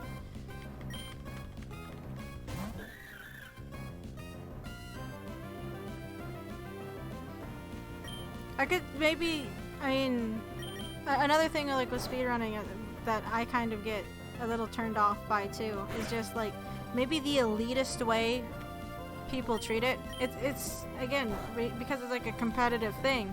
If you're, you know, a world record holder, that means you're the most elite gamer for this game or something. It's like, okay, so you know how to pull off a lot of tricks or something, and you can skip these things. And that just suddenly, it's that kind of like mindset when they start using, I don't know, to be honest, since I like hunting for glitches and things as well, but I'm just so uptight about wanting to play a game the way it was meant to be played, I suppose. Immersion is super important to me in every game, really.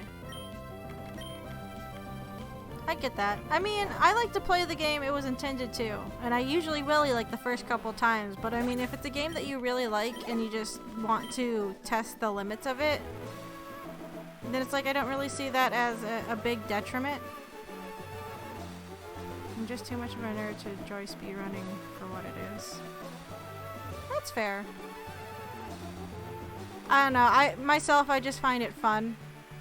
And even if it's speedrunning a game that I've never played before, because they usually skip a lot of the story, it actually makes me more intrigued, and I'll just look up the game myself and just play it. Not speedrun it, just play it to play it.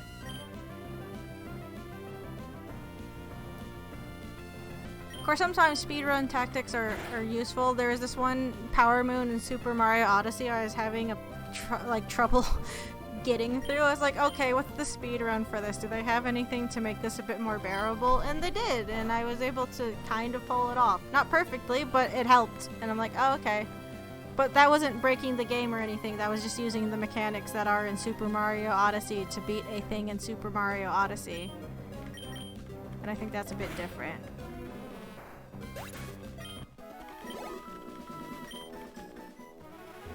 I mean, aside from like backwards long jumps in Super Mario 64, it's like they, when it comes to just like the level of control people have in that game, it's like that's pretty interesting to me that they figured it out to that degree. It's like I kind of get that. I think that's why my one friend gets like annoyed when she sees like, actually we just used a fucking antidote. What am I doing? When she sees all like the glitches and stuff, she gets frustrated. But it's like, I guess at the same time, they're not really saying you only have to speedrun games. You can just play them. I mean, it is a little sad when you see people just instantly have like a speedrun out for a game that only came out like a few days before. It's like, did you even experience or enjoy the game, or are you just playing it to get that world record? It's like, I can maybe see, you know, not liking the Super Mario 64 speedruns are actually hilarious because of those jumps that I don't mind. See, I think this also might be like a situational thing.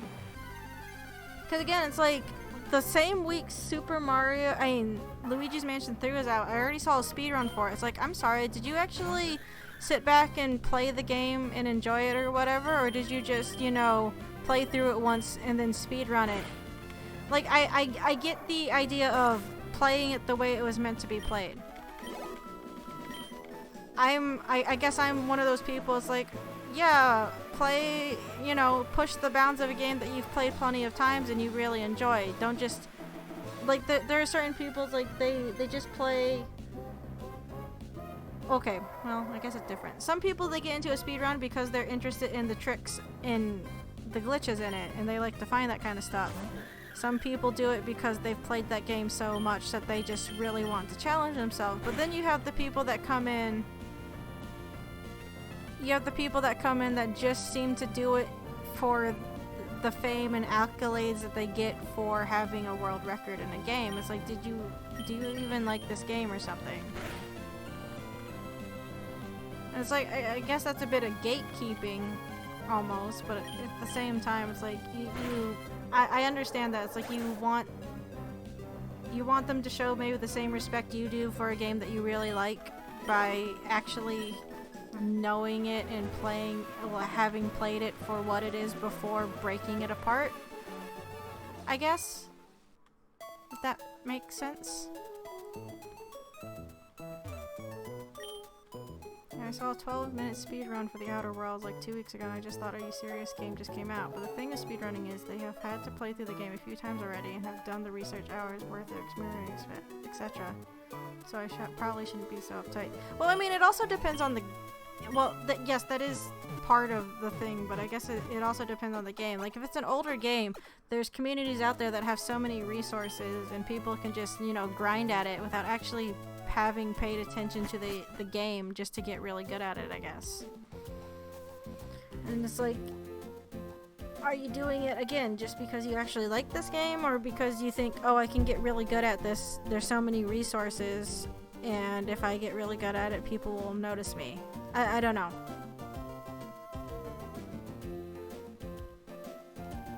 And again, like I said, there's certain things when it comes to like just how they handle it. Like I know when you're watching GDQs and they're doing commentaries like, oh, and you can just tell by how good they are, well, just how good they are at the game that they can do this consistently. And it's like, I could bash my head against the wall consistently and technically be good at it, but is that really a good thing? That's probably a weird analogy. But I mean, it's like some of the terms they use is like, oh, so if I don't speedrun, if I'm not super consistent at it, then I'm not good at it or not a good gamer. Is that what you're insinuating? Like, it's easy to kind of like fall into that mindset. It's like they're good at it in a different way than maybe someone else might. And it's like, and I know they're probably not trying to be abrasive, but sometimes they're like, oh yeah, if you're just a casual... I once knew someone that was good at that, actually. Bashing their head against the wall? But, you know, it's like... I want to end here soon, that's why we're not moving. The game didn't freeze. I guess I'll go train while I finish up this thought. But it's like... I don't think they're trying to be abrasive, but they're like, yeah, when casuals play through this, or when people play through this casually, they don't normally do this. It's like, yes, because they're playing through it casually. They're not normally not going to do the specific thing that you did. And it's like, again, it's like a slight form of like this, it's kind of like that elitist thing, but again, it's a competitive scene, I guess. So having that kind of mindset is just to be expected, I suppose. Granted, most of the people I've talked to when I'm at GDQs are pretty, you know, down to earth, and they just like to play the game. And it's not like they're looking down at other people, but sometimes certain people you'll get that like that feeling from, that tone from, if that makes sense. I don't know. Again, I think it's a fun concept. It's not like people are forcing you to play it that way in particular, but again, then they come in with these like terms and it's like, well, how am I supposed to play it? Your way or however way I want to play? I don't know. I mean, to each their own. To each their own. It's like, if you don't like it, you don't like it. That's totally fine. Anyway. I'm